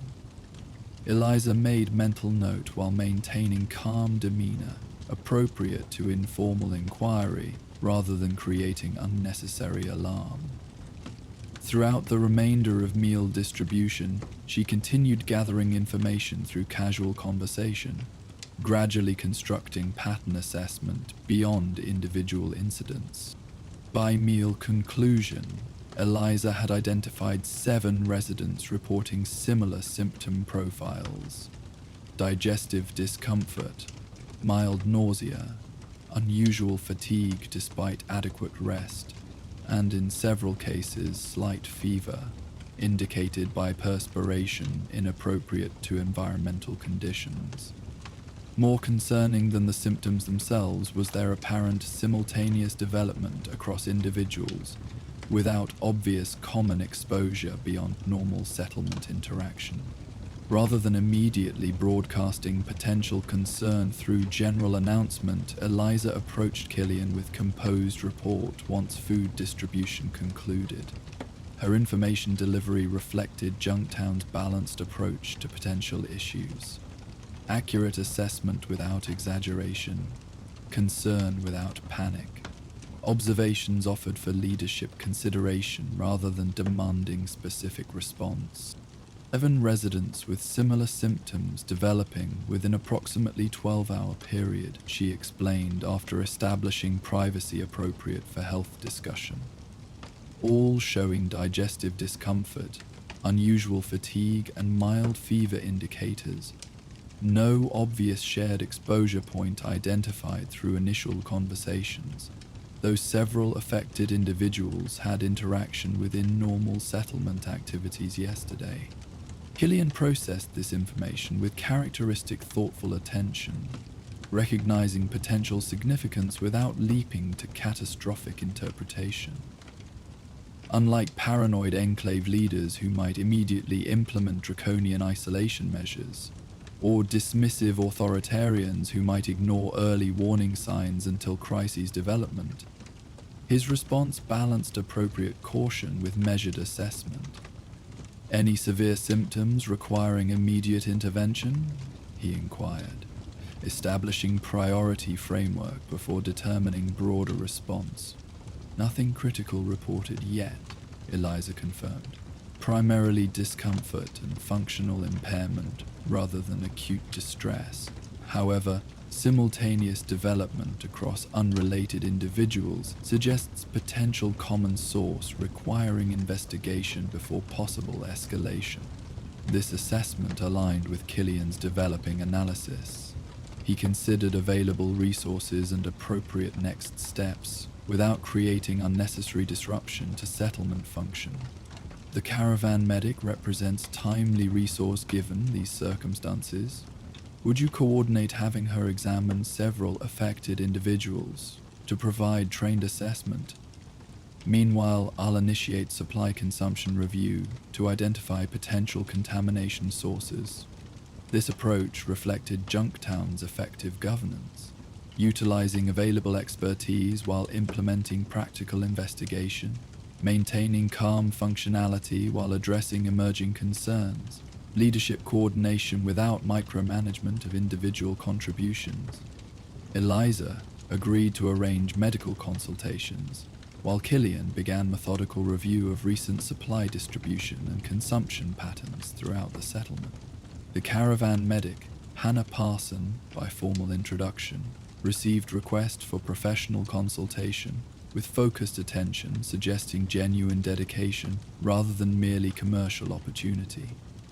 When informed of potential illness pattern affecting multiple residents, her expression shifted from general professional availability to specific clinical focus, medical equipment reorganized for diagnostic assessment rather than general treatment capability. I'd like to examine several affected individuals with different symptom onset timing, she specified, demonstrating methodical approach to potential outbreak investigation. Comparative progression states provide more accurate assessment than single-point examination alone. Also, complete recent consumption history from each patient would help identify potential common exposure source. Eliza arranged these examinations with characteristic efficiency, her community connections facilitating cooperation without requiring formal authority demands. Affected residents participated willingly. Understanding community health interdependence required individual contribution beyond merely personal treatment consideration. The medical evaluations proceeded in designated examination space established near the caravan area, providing appropriate privacy while maintaining integration within normal settlement activity. Hannah conducted each examination with professional thoroughness. Systematic symptom documentation, careful physical assessment, detailed health history collection, including recent consumption and activity patterns. Her approach demonstrated formal training beyond typical Wasteland medical practitioners, who often relied primarily on experienced pattern recognition rather than structured diagnostic methodology. Between patient interactions, she maintained careful notes, using formal documentation standards suggesting institutional background rather than self-taught capability. While these medical assessments proceeded, Killian coordinated parallel investigation into potential contamination sources. Settlement food and water supplies underwent systematic review, storage conditions assessed, distribution patterns documented, processing procedures evaluated against established safety protocols. The water purification system received particular scrutiny, given its fundamental importance to community health, though initial inspection revealed no obvious malfunction or contamination indicators. By late afternoon, these complementary investigations converged toward concerning conclusion. Hannah completed examination of 5 affected residents, identifying consistent symptom progression and severity suggesting common exposure source within approximately 36-hour window. Killian's supply review eliminated settlement water system as likely culprit, while raising questions about a specific food shipment received 2 days prior from the previous caravan passing through Junktown's trading route. My assessment indicates mild food-based enterotoxin exposure, Hannah explained during consultation with Killian and Eliza, her delivery professional, without unnecessary technical complexity. Symptoms present consistently with bacterial contamination rather than viral infection or radiation poisoning. Severity remains moderate rather than life-threatening with current cases, though continued exposure could potentially create more serious outcomes for vulnerable individuals. Killian connected this medical assessment with his supply investigation results, creating integrated understanding beyond either perspective alone. The previous caravan delivered preserved food supplies, marketed as specialty preserved rations from southern agricultural settlements. Several affected residents confirmed consuming these items yesterday evening. The supply description mentioned extended preservation through natural aging process, creating unique flavor profile. This information prompted immediate recognition in Hannah's expression, medical knowledge activating specific concern based on described product. Was the supplier called Sunset Valley Provisions by any chance, offering traditionally aged meat and grain products in distinctive red packaging? When Killian confirmed this identification, Hannah's professional composure momentarily revealed genuine concern beneath clinical detachment. We've encountered similar cases in 3 settlements along our route during the past 2 weeks, all connected to consumption of these specific supplies. The preservation method they're marketing as traditional aging appears to be allowing harmful bacterial growth rather than safe fermentation, essentially selling spoiled food disguised as specially preserved products. This revelation transformed potential local health anomaly into identified pattern with specific responsible source. Information requiring both immediate community intervention and broader wasteland notification to prevent additional exposures, unlike isolated settlements operating without external communication. Junktown's position within established trade networks created both vulnerability to such problems and responsibility for preventing their further spread through appropriate information sharing. Current treatment recommendations? Killian inquired, prioritizing immediate community needs before addressing broader implications. Hannah outlined practical intervention approach, reflecting both medical best practices and wasteland resource limitations. Affected individuals should cease consumption of all preserved foods from this supplier immediately. Hydration with purified water is essential for toxin processing. I can provide anti-nausea medication for symptom management. Most importantly, all remaining supplies from this source should be secured and prevented from further distribution. This guidance prompted immediate practical action. Eliza coordinated notification to all settlement residents regarding potential contamination risk, emphasizing specific product identification rather than creating general food safety panic.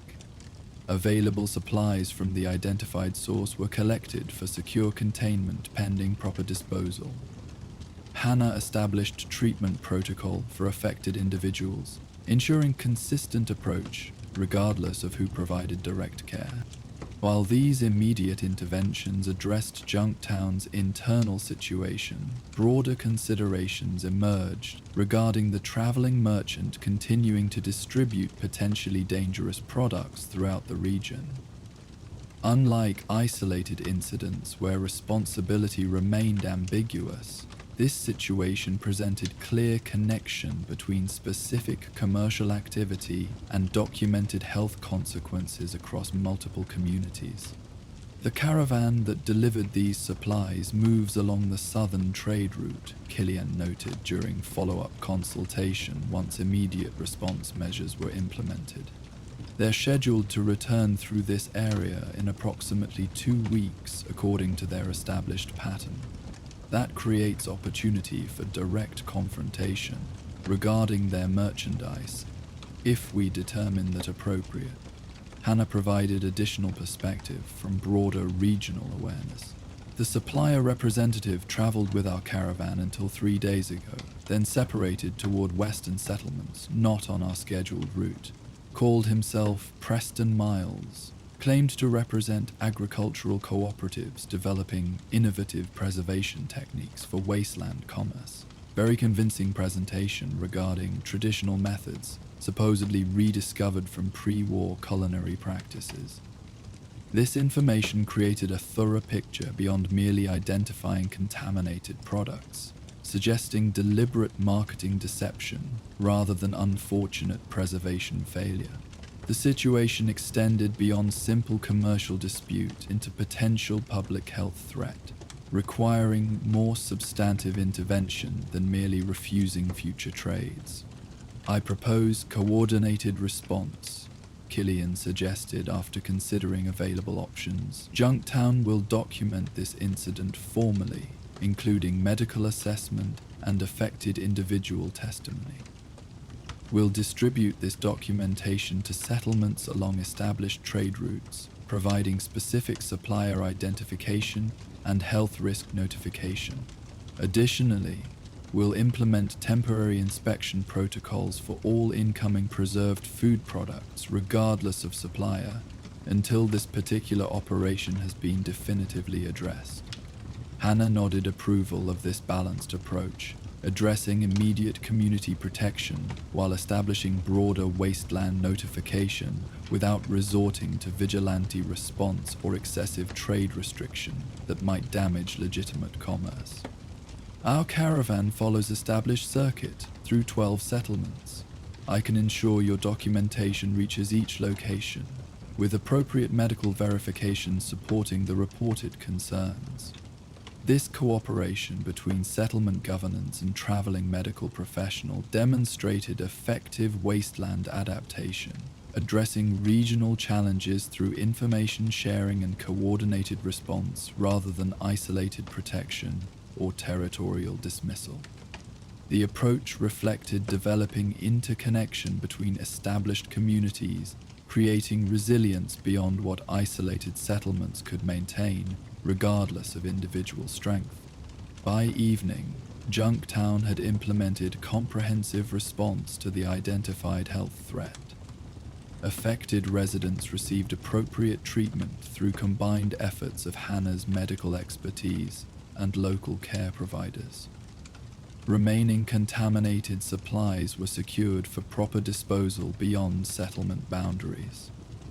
Documentation had been prepared for distribution to other communities, including detailed supplier identification and symptom recognition guidance. More importantly, the incident demonstrated Junktown's effective community function beyond merely addressing specific threat. Information had flowed appropriately between observant individuals and coordination leadership without hierarchical barriers. Response balanced immediate needs with broader considerations without sacrificing either priority.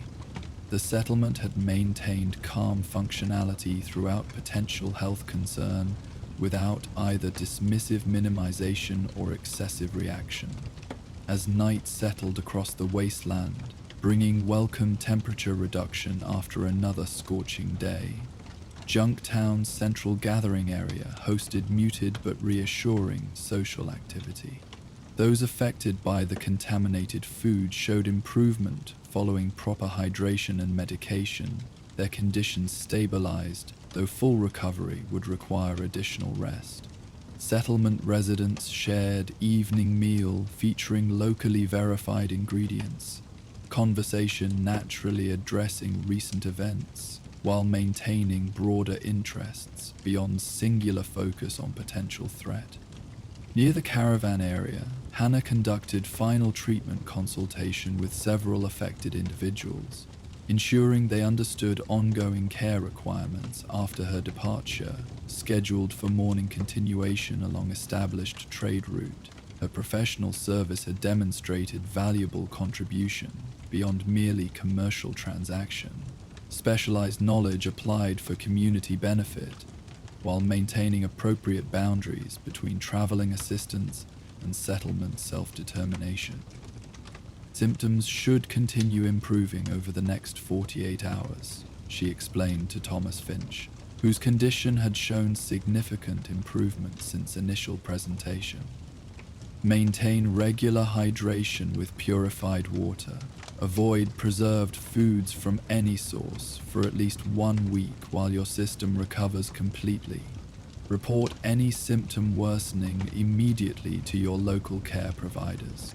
Thomas expressed appropriate gratitude for both practical treatment and educational information supporting future self-care.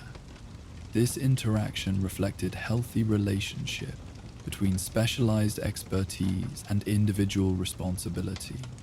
Valuable knowledge shared without creating dependency, respect for professional guidance balanced with personal health ownership. Across the settlement, similar balanced functionality continued through evening activities. Guards maintained normal security rotation, their vigilance neither diminished by health distraction nor escalated to excessive paranoia regarding potential additional threats. Families conducted typical evening routines within modest dwellings. Children prepared for sleep while adults concluded daily responsibilities. The experience had been integrated into community understanding without allowing it to dominate beyond appropriate attention. Before retiring for the night, Killian reviewed completed documentation prepared for distribution to other settlements. The material presented factual information without inflammatory language, specific product identification, observed health impacts, confirmed connection across multiple communities, suggested inspection protocols to prevent similar occurrences. This approach reflected mature governance, recognizing broader wasteland welfare beyond merely protecting individual settlement boundaries. We'll provide copies to every caravan passing through during the next month, he confirmed with Eliza, who had assisted with documentation preparation. Hannah will carry initial notification along her current route. Between these distribution methods, we should reach most established settlements within reasonable time frame. This responsibility toward broader wasteland community demonstrated Junktown's developed perspective beyond merely survival functionality. Unlike isolated enclaves concerned solely with internal protection, regardless of external consequences, the settlement recognized interdependence within developing regional stability, information sharing and coordinated response, creating collective resilience beyond what individual communities could maintain alone. As full night embraced the Mojave, stars emerging with desert clarity unmatched in more humid regions, Junktown settled into quiet functionality, reflecting its established character. The day's health concern had been addressed through effective community response, without creating lasting disruption to normal operations. Those affected received appropriate care, while settlement systems maintained broader functionality. The experience would be incorporated into institutional knowledge, without defining community identity through singular incident. Deeper night brought peaceful quiet across the settlement, residents resting within secure dwellings, while perimeter guards maintained vigilant observation with professional dedication rather than anxious surveillance.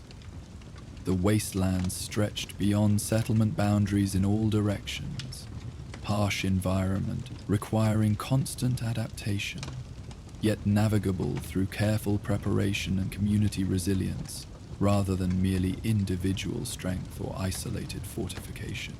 Hannah completed final treatment notes by lantern light within her designated caravan space, documenting Junktown's incident with professional thoroughness for potential reference during future similar occurrences. Her medical training, acquired through Brotherhood of Steel's service before establishing independent practice, emphasized knowledge preservation beyond merely immediate application, understanding that documented experience created foundation for improved future response throughout the developing wasteland civilization. Morning would bring caravan departure along established route, continuing regular trade circuit that connected isolated settlements into functional network despite harsh territory between established locations. Hannah would carry Junktown's documentation to subsequent destinations, creating information distribution beyond what settlement itself could accomplish. The coordinated response represented developing regional cooperation transcending merely commercial connection, shared health protection through deliberate information exchange. Within Junktown itself, affected residents would continue recovery, while settlement operations maintained normal functionality. The experience would be incorporated into community knowledge without excessive focus, learning appropriate lessons while continuing necessary daily activities that sustained settlement existence. Water purification component installation would proceed as planned. Food preparation would continue with appropriate safety protocols. Trading would welcome legitimate commerce while implementing reasonable verification procedures. As the deepest hours of night passed across the sleeping settlement, Wasteland challengers continued their relentless evolution beyond human observation or control. While Junktown addressed identified food contamination through effective response, other developments proceeded with equal inevitability throughout the region, miles distant along western trade routes. A particularly ambitious individual with carefully practiced presentation skills approached yet another settlement's governance, presenting impressive credentials suggesting administrative experience beyond what modest appearance might initially indicate. His proposal regarding temporary leadership complications would soon create unexpected complications requiring delicate resolution without disrupting community stability. As Junktown's residents slept peacefully following the moldy caravan incident, their next challenge developed with methodical inevitability. Join us for The Mayor of Junktown. Evening shadows stretched across Junktown's central plaza, casting gentle patterns that softened the settlement's weathered structures. The day's harsh sunlight gradually surrendered to desert twilight, bringing welcome temperature reduction after hours of unrelenting heat. Residents emerged from afternoon shelter to enjoy this peaceful transition, their movements carrying the unhurried rhythm of those accustomed to adapting daily routines to natural cycles, rather than imposing artificial schedules upon the wasteland's reality. The communal cooking area bustled with measured activity as dinner preparation proceeded under Eliza Munro's experienced supervision. Several cooking fires provided both meal preparation capability and natural gathering points where residents exchanged daily observations while contributing to collective sustenance. Children darted between adult conversations, their play tempered by practical awareness of boundaries instilled from earliest years. Freedom within defined limits rather than restrictive confinement or dangerous abandonment. At a table positioned for optimal observation of this community activity, Killian Darkwater shared evening meal with Neil Peterson. Their conversation continuing governance discussion begun earlier, during marketplace rounds.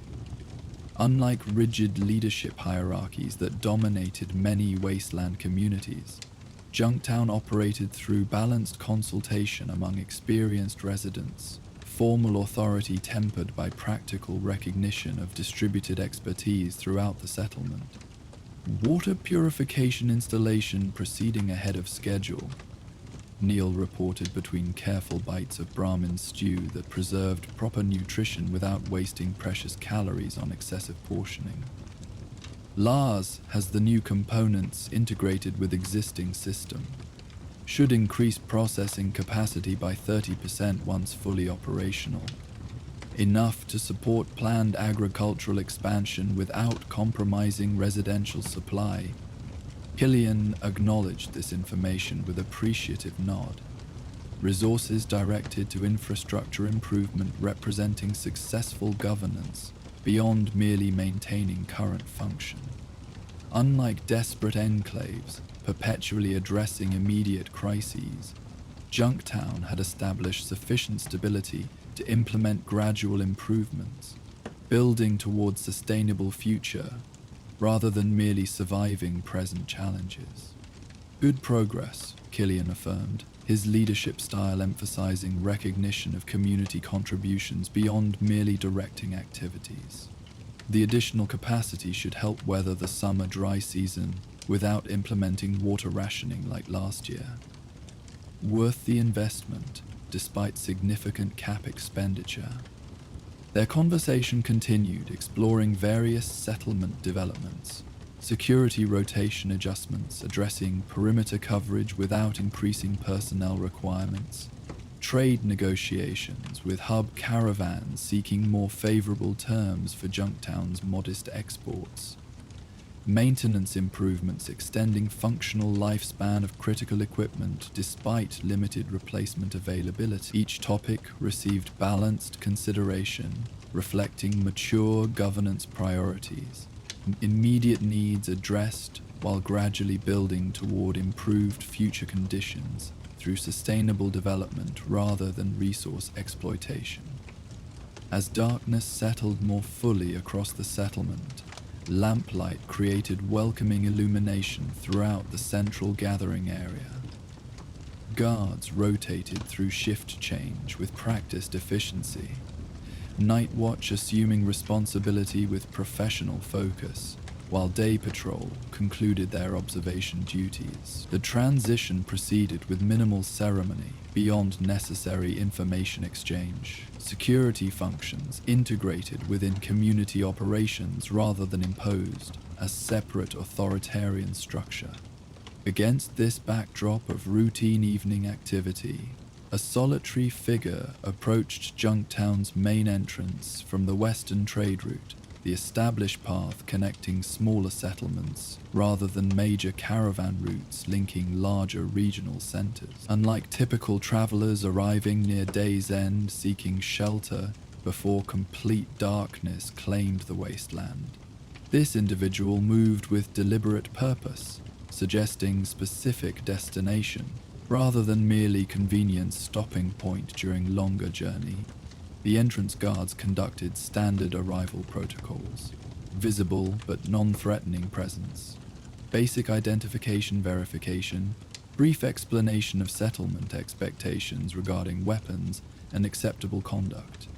Their approach balanced necessary security with hospitable reception, establishing appropriate foundation for visitor integration without creating unnecessarily intimidating first impression. "Welcome to Junktown," offered the senior guard with professional courtesy. "If you're seeking trade or overnight accommodation, both are available within reasonable terms. Weapons may be carried but must remain holstered within settlement boundaries. Any specific assistance you're seeking this evening?"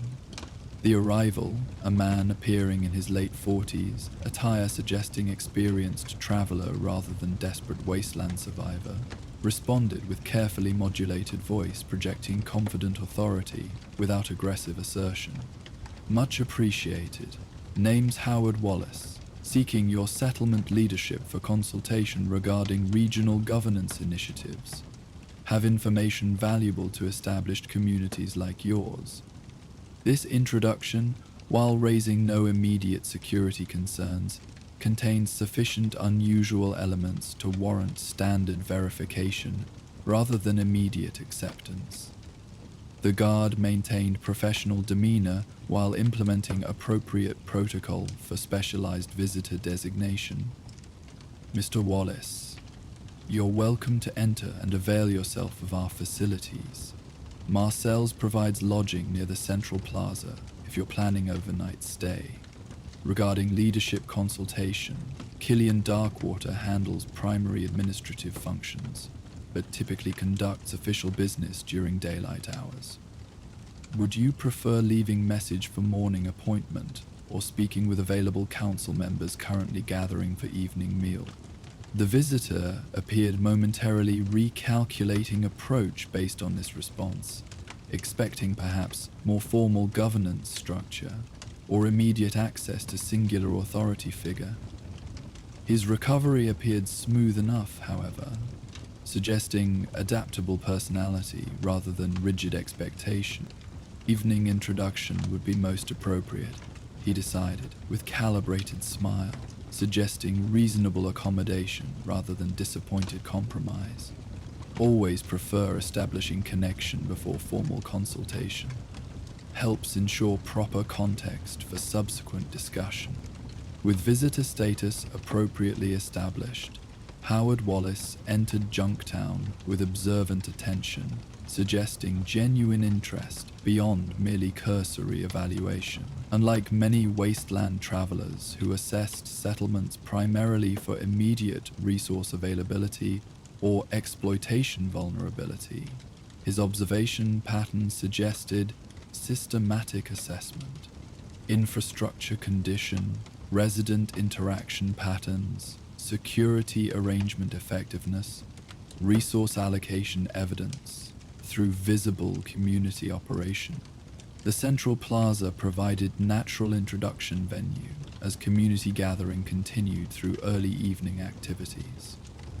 Killian remained engaged in conversation with Neil and several other residents who had joined their table for informal consultation regarding various settlement matters. The approaching visitor and accompanying guard received appropriate acknowledgement without interrupting ongoing discussion, community governance maintaining functional priority while preparing to integrate new interaction within established patterns. Killian, the guard introduced with professional efficiency. This is Howard Wallace, arrived seeking consultation regarding regional governance matters. Requested evening introduction before formal discussion. Killian extended appropriate welcome without excessive ceremony, his leadership style balancing necessary formality with practical function rather than authoritarian display. Mr. Wallace, welcome to Junktown. Please join us if you wish. We're discussing several community matters, but can certainly include regional considerations within our conversation. The visitor accepted this invitation with apparent appreciation, taking offered seat with calculated positioning, providing both conversation participation and broader observation opportunity. His initial integration demonstrated practiced social capability, attentive listening before offering contribution, appropriate acknowledgement of existing discussion participants, careful observation of interaction dynamics before attempting to influence conversational direction.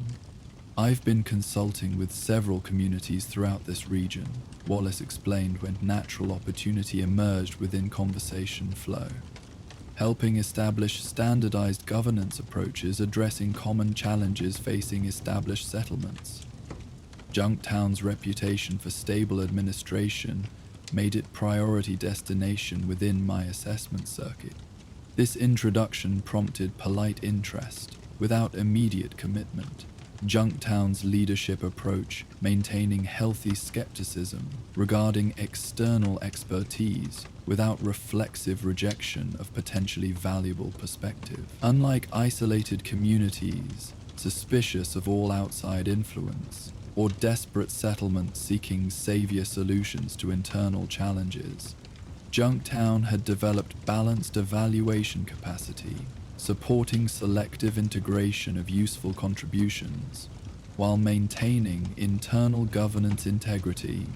Always value perspective exchange with other settlements, Killian acknowledged with measured openness. What specific governance approaches have you found most effective in communities you've previously consulted?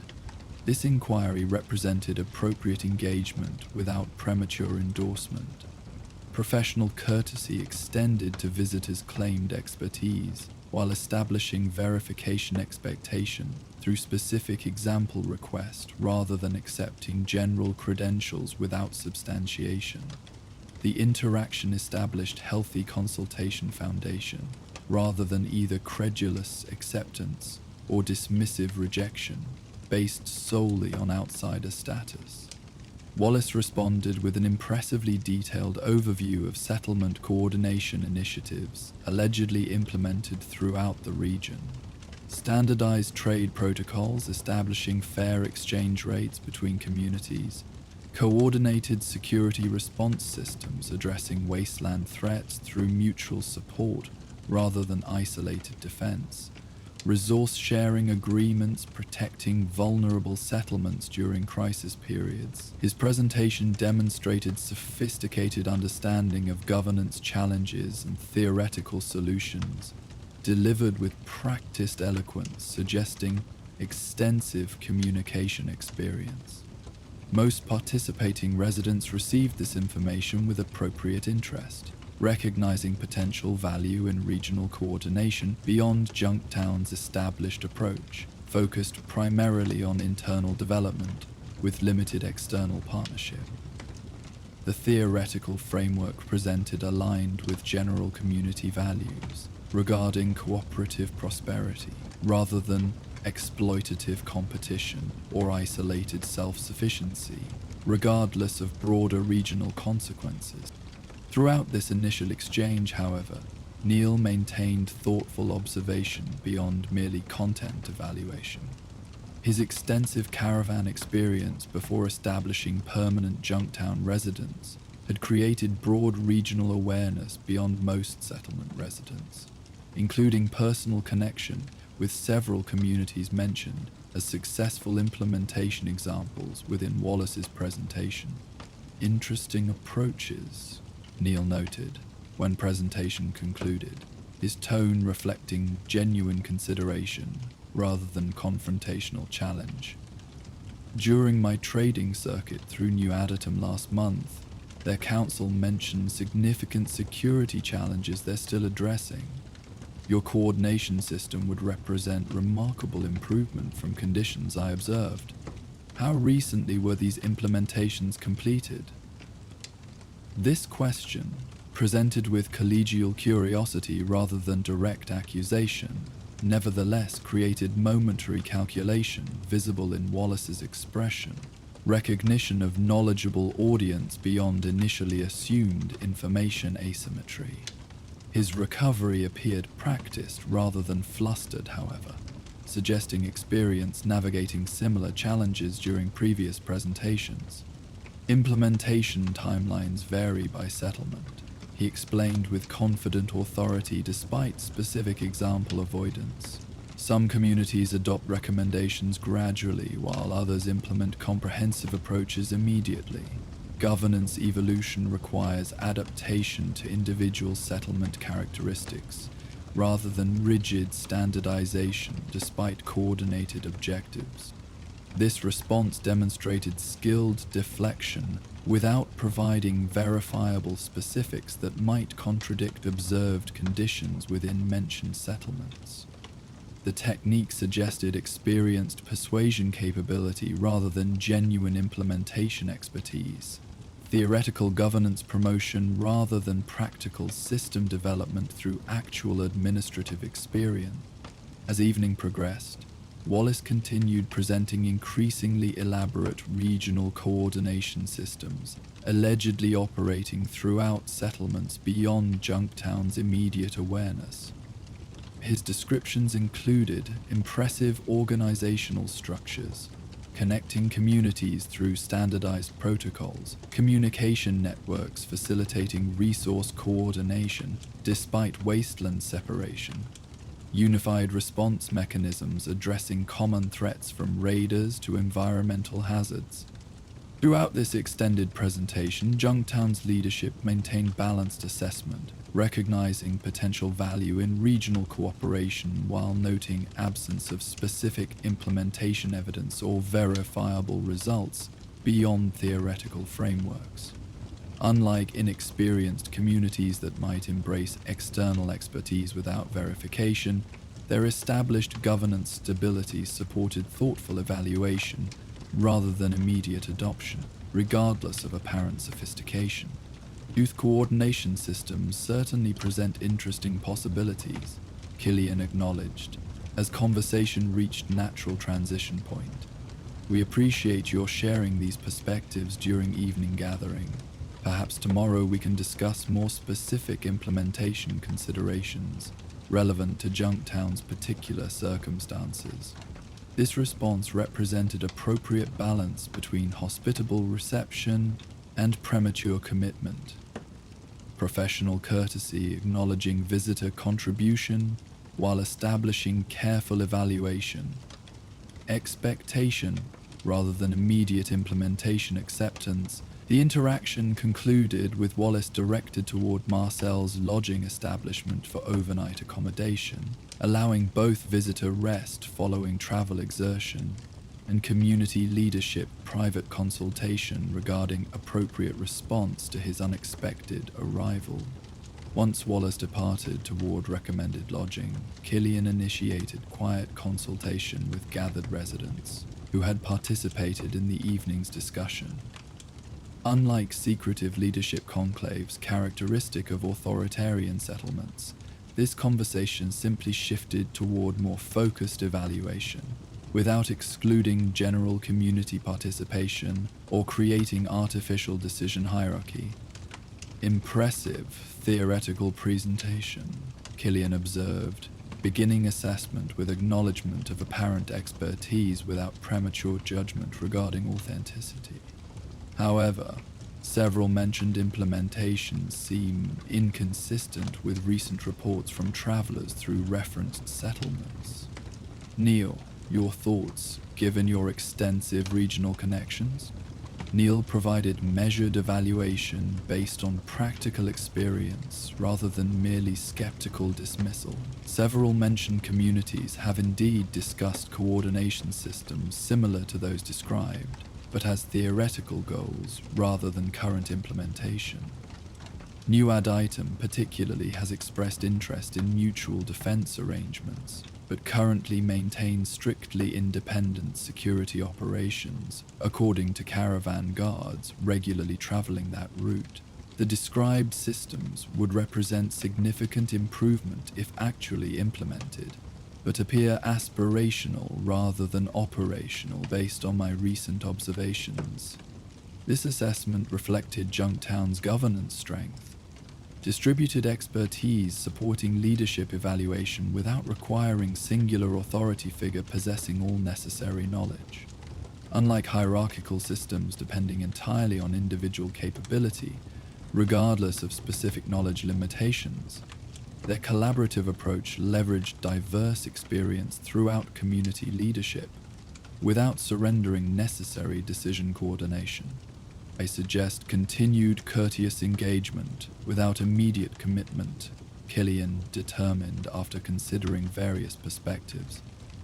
His theoretical frameworks contain potentially valuable concepts, worth considering, even if actual implementation claims appear exaggerated. We'll evaluate specific proposals against our established governance priorities, rather than adopting comprehensive systems based solely on external recommendation regardless of presented credentials. This approach represented mature governance rather than either credulous acceptance or reflexive rejection. Thoughtful consideration of potentially valuable concepts while maintaining implementation sovereignty appropriate to established community standards. The visitor would receive professional courtesy without premature authority recognition, his ideas evaluated based on practical application, potential rather than merely impressive presentation or claimed expertise.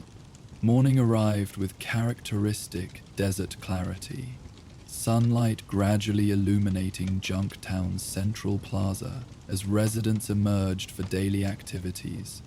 The settlement's routine functions resumed with practiced efficiency. Water distribution managed through conservation-conscious allocation. Maintenance tasks assigned according to established priority system. Trading activities prepared through organized marketplace arrangement. These operations proceeded through community self-regulation rather than requiring constant leadership direction, demonstrating mature social function beyond merely hierarchical management.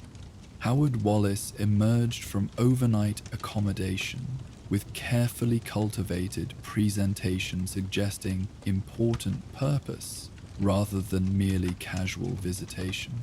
His attire, while appropriately practical for wasteland conditions, demonstrated deliberate attention to creating authoritative impression beyond typical traveler appearance. He approached the community gathering area where breakfast distribution provided natural congregation opportunity, his movements suggesting deliberate mission rather than merely seeking morning sustenance.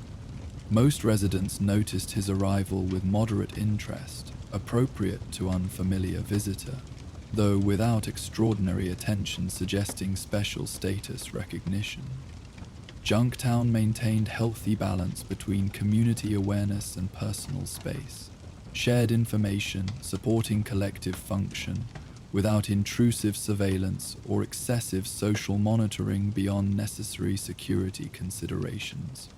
Wallace positioned himself strategically near the central distribution point, timing his announcement to maximum audience presence without directly interrupting essential food service activities. with practiced projection suggesting public speaking experience beyond casual communication. He addressed the gathered residents with carefully measured authority. "Good people of Junktown," he began, voice modulated to carry without seeming unnecessarily commanding. "After careful assessment and consultation with your council representatives, I'm pleased to announce implementation of standardized regional protocols beginning today. As your interim administrative coordinator, or mayor using traditional governance terminology, I'll be establishing necessary structures supporting Junktown's integration within our developing regional network." This unexpected announcement created predictable attention throughout the gathered residents, conversation pausing as community members processed this unanticipated development. Unlike some wasteland settlements where authoritarian declarations might produce immediate compliance regardless of legitimacy concerns, Junktown's established governance culture supported thoughtful evaluation, rather than reflexive acceptance of presented authority regardless of confident delivery. Killian approached from his position near the distribution area where he had been assisting with morning allocation, his movement unhurried, despite recognizing difficulty suggesting necessary response to this unauthorized leadership claim. Unlike reactive confrontation that might create unnecessary tension, his approach maintained calm professionalism, supporting rational resolution rather than emotional escalation. "Mr. Wallace," he addressed directly while ensuring sufficient volume for gathered residents to hear the exchange, "I believe there's been misunderstanding regarding our evening discussion. While we appreciated your sharing regional coordination concepts, no interim administrative appointment was authorized, nor has Junktown established mayoral governance structure within our community organization. This correction, delivered with professional clarity rather than aggressive confrontation, established appropriate boundary without unnecessary hostility. The response demonstrated mature leadership, addressing unauthorized authority claim directly while maintaining dignified interaction, rather than creating dramatic confrontation that might undermine community stability regardless of resolution outcome." Wallace demonstrated impressive adaptation capability, despite this public clarification contradicting his presented narrative. Rather than defensive retreat or aggressive insistence, he pivoted with practiced flexibility, suggesting experience navigating similar situations previously. "Merely traditional terminology for convenient reference," he explained, with confident smiles suggesting reasonable clarification rather than fundamental misrepresentation. "Administrative consultation rather than formal appointment, certainly. Regional coordination rather than governance replacement. The distinction sometimes creates semantic confusion during initial implementation discussions. This recovery attempted reframing unauthorized authority claim as mere terminology misunderstanding rather than deliberate misrepresentation, maintaining plausible consultation role despite failed leadership insertion. The technique demonstrated sophisticated manipulation capability beyond simple deception, creating ambiguous middle ground between completely abandoned claim and fully acknowledged misrepresentation. Killian recognized this maneuver with experienced assessment, developed through years addressing various attempted influence operations directed toward Junktown's relatively stable community. Unlike inexperienced leadership that might accept this face-saving explanation to avoid direct confrontation, his response maintained necessary boundary clarification while preserving professional interaction conducive to peaceful resolution. "Junktown maintains established council consultation for governance decisions," he explained, for both Wallace's clarification and community reassurance regarding leadership continuity, where we welcome regional coordination discussion. Implementation requires standard community evaluation process rather than external direction, regardless of potential benefits. Perhaps focusing today's conversation on specific coordination proposals rather than administrative restructuring would prove more productive approach. This response established clear boundary without creating unnecessary confrontation, professional redirection rather than personal rejection, opportunity for legitimate contribution without accepting unauthorized authority assertion. The interaction demonstrated healthy governance function, addressing attempted authority insertion directly while maintaining community stability through calm, rational response rather than dramatic confrontation or passive acquiescence.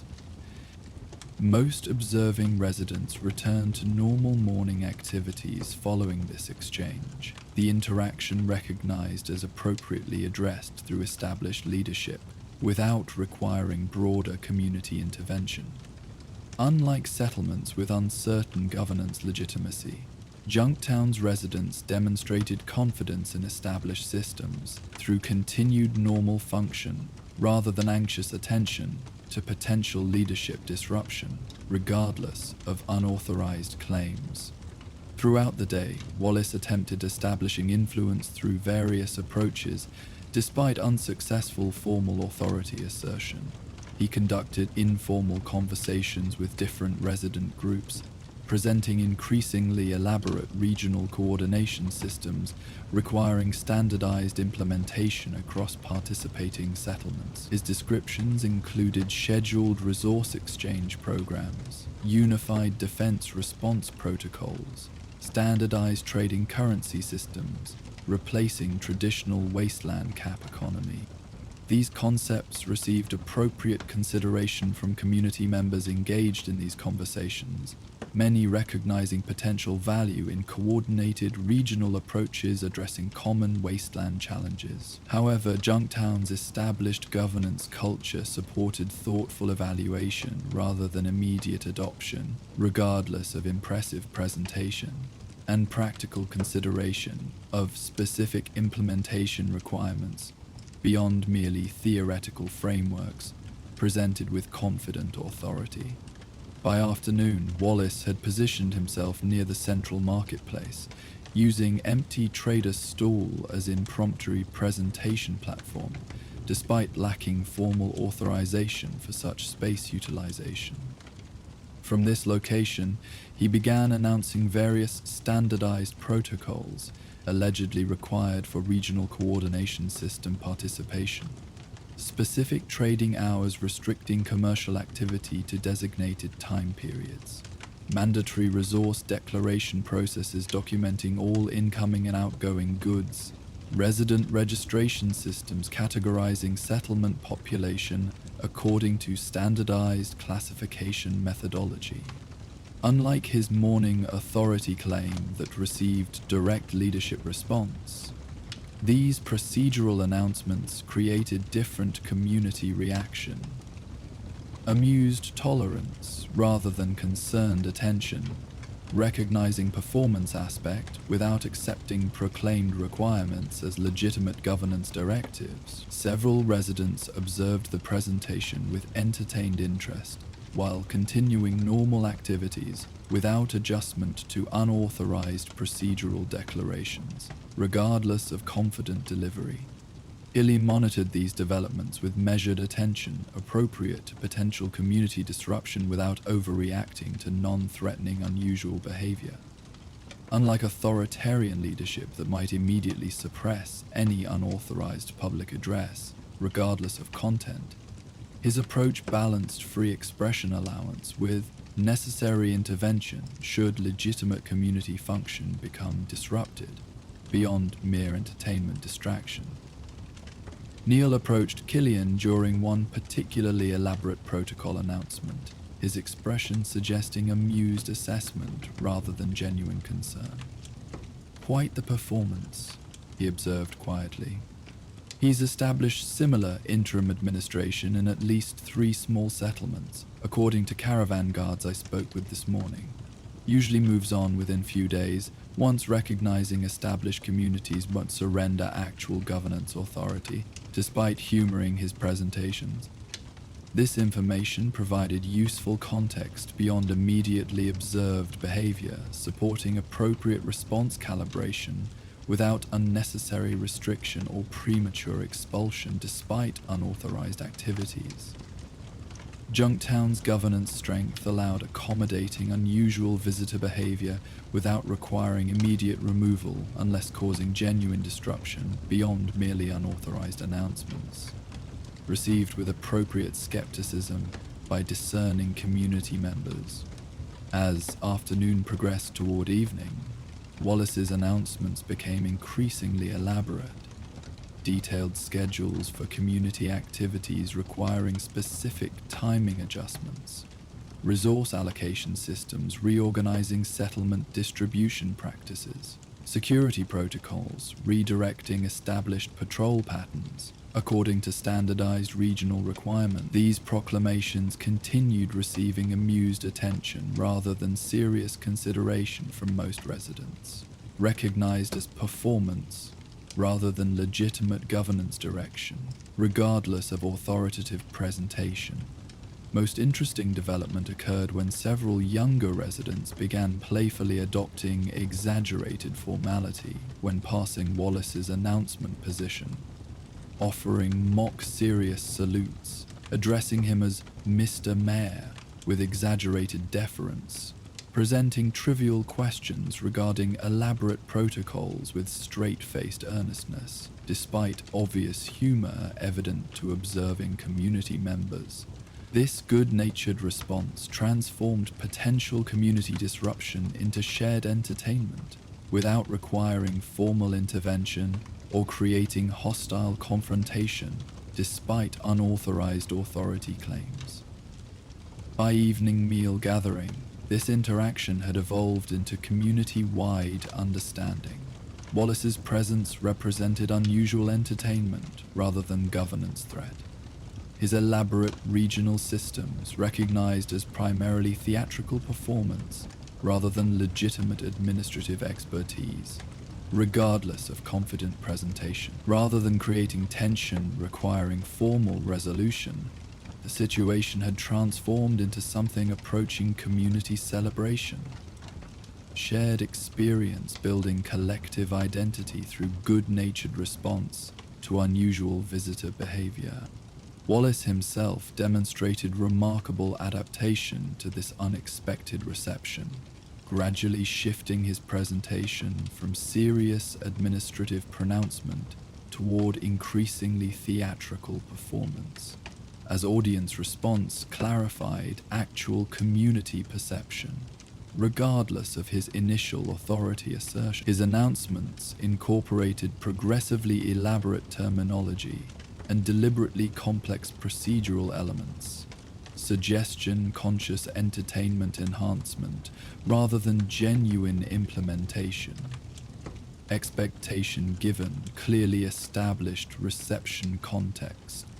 During evening gathering around communal cooking fires, Killian approached Wallace with direct conversation rather than public address, offering private discussion opportunity beyond performance context that had developed throughout the day. This interaction demonstrated mature leadership, addressing a Jewish situation through personal engagement rather than merely allowing continued performance. Without establishing clear understanding regarding appropriate boundaries and expectation. Your presentations have certainly captured community attention, Killian acknowledged, with professional courtesy rather than condescending dismissal. However, Junktown maintains established governance systems addressing our specific circumstances through developed community processes. While regional coordination concepts deserve consideration, implementation requires standard evaluation rather than external direction, regardless of theoretical benefits. Wallace received this clear boundary statement with surprisingly genuine acknowledgement. his response suggesting personality depth beyond merely manipulative performance, despite earlier misrepresentation. Understood completely.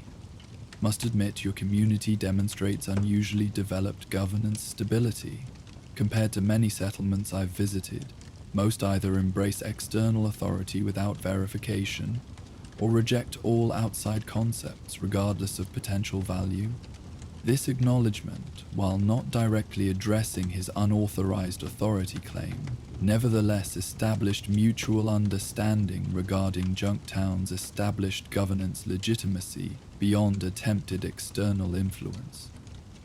The conversation continued, exploring potentially valuable regional coordination concepts without authority assertions, creating productive exchange once appropriate relationship parameters were clearly established beyond initial misrepresentation. Several concepts you've presented contain genuine merit, despite implementation exaggeration, Killian noted, maintaining professional assessment without either wholesale rejection based on initial deception or uncritical acceptance despite recognized misrepresentation. Standardized trading protocols particularly could address significant inefficiencies between settlement economies without requiring governance surrender to external authority, perhaps focusing on specific practical implementations rather than comprehensive regional administration would yield more productive cooperative development. This approach demonstrated governance maturity, extracting potentially valuable concepts despite problematic presentation, maintaining settlement autonomy while recognizing legitimate cooperation benefits, establishing appropriate collaborative relationship beyond initially attempted hierarchical insertion. The interaction represented healthy community development, learning from external perspective without surrendering internal integrity, adapting useful elements while maintaining established systems supporting proven functionality. Their conversation extended through evening meals, shifting from performance context toward genuine exchange once appropriate parameters were established. Wallace demonstrated considerable practical knowledge regarding inter-settlement cooperation possibilities, once authority pretense was abandoned, suggesting legitimate expertise beyond merely manipulative capability.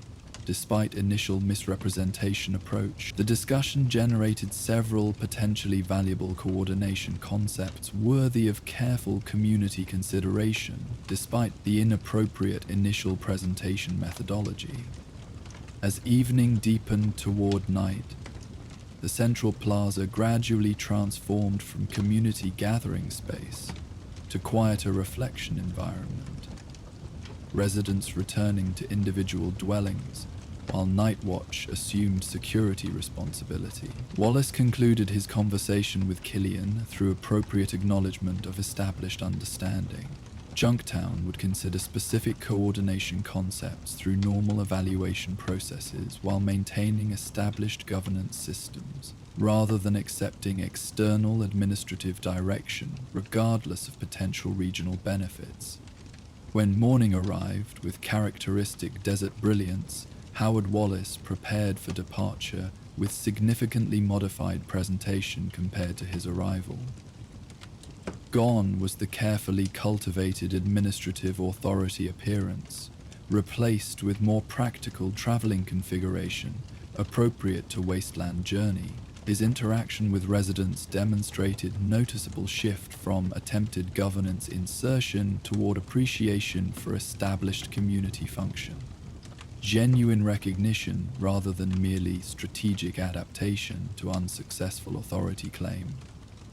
Before departure, Wallace engaged several council members in surprisingly productive discussion regarding specific regional coordination possibilities without governance restructuring requirements. These exchanges generated potentially valuable concepts for future consideration. Standardized trade documentation, simplifying inter-settlement commerce, voluntary production, information sharing, improving regional resource allocation, optional mutual assistance protocols. addressing common environmental challenges through cooperative response. Most unexpected development occurred during these final interactions.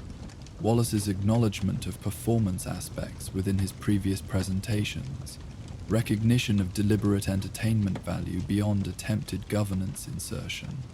This self-awareness suggested personality complexity beyond merely manipulative capability, capacity for genuine growth through community interaction, rather than simply adapting unsuccessful approach toward alternative manipulation methodology. Your settlement has quite impressive communication networks, Killian observed during departure conversation. Reference to established information exchange systems beyond Wallace's, initially promulgated regional coordination protocols that had provided advance awareness regarding his activities in other communities before Neil's morning confirmation. Wallace acknowledged this observation with rueful smile, suggesting genuine appreciation rather than merely strategic response. Clearly more developed than I initially recognized. Refreshing experience, engaging community with sufficient governance stability to evaluate external concepts without either credulous acceptance or reflexive rejection. Valuable learning opportunity despite unsuccessful administrative insertion attempt.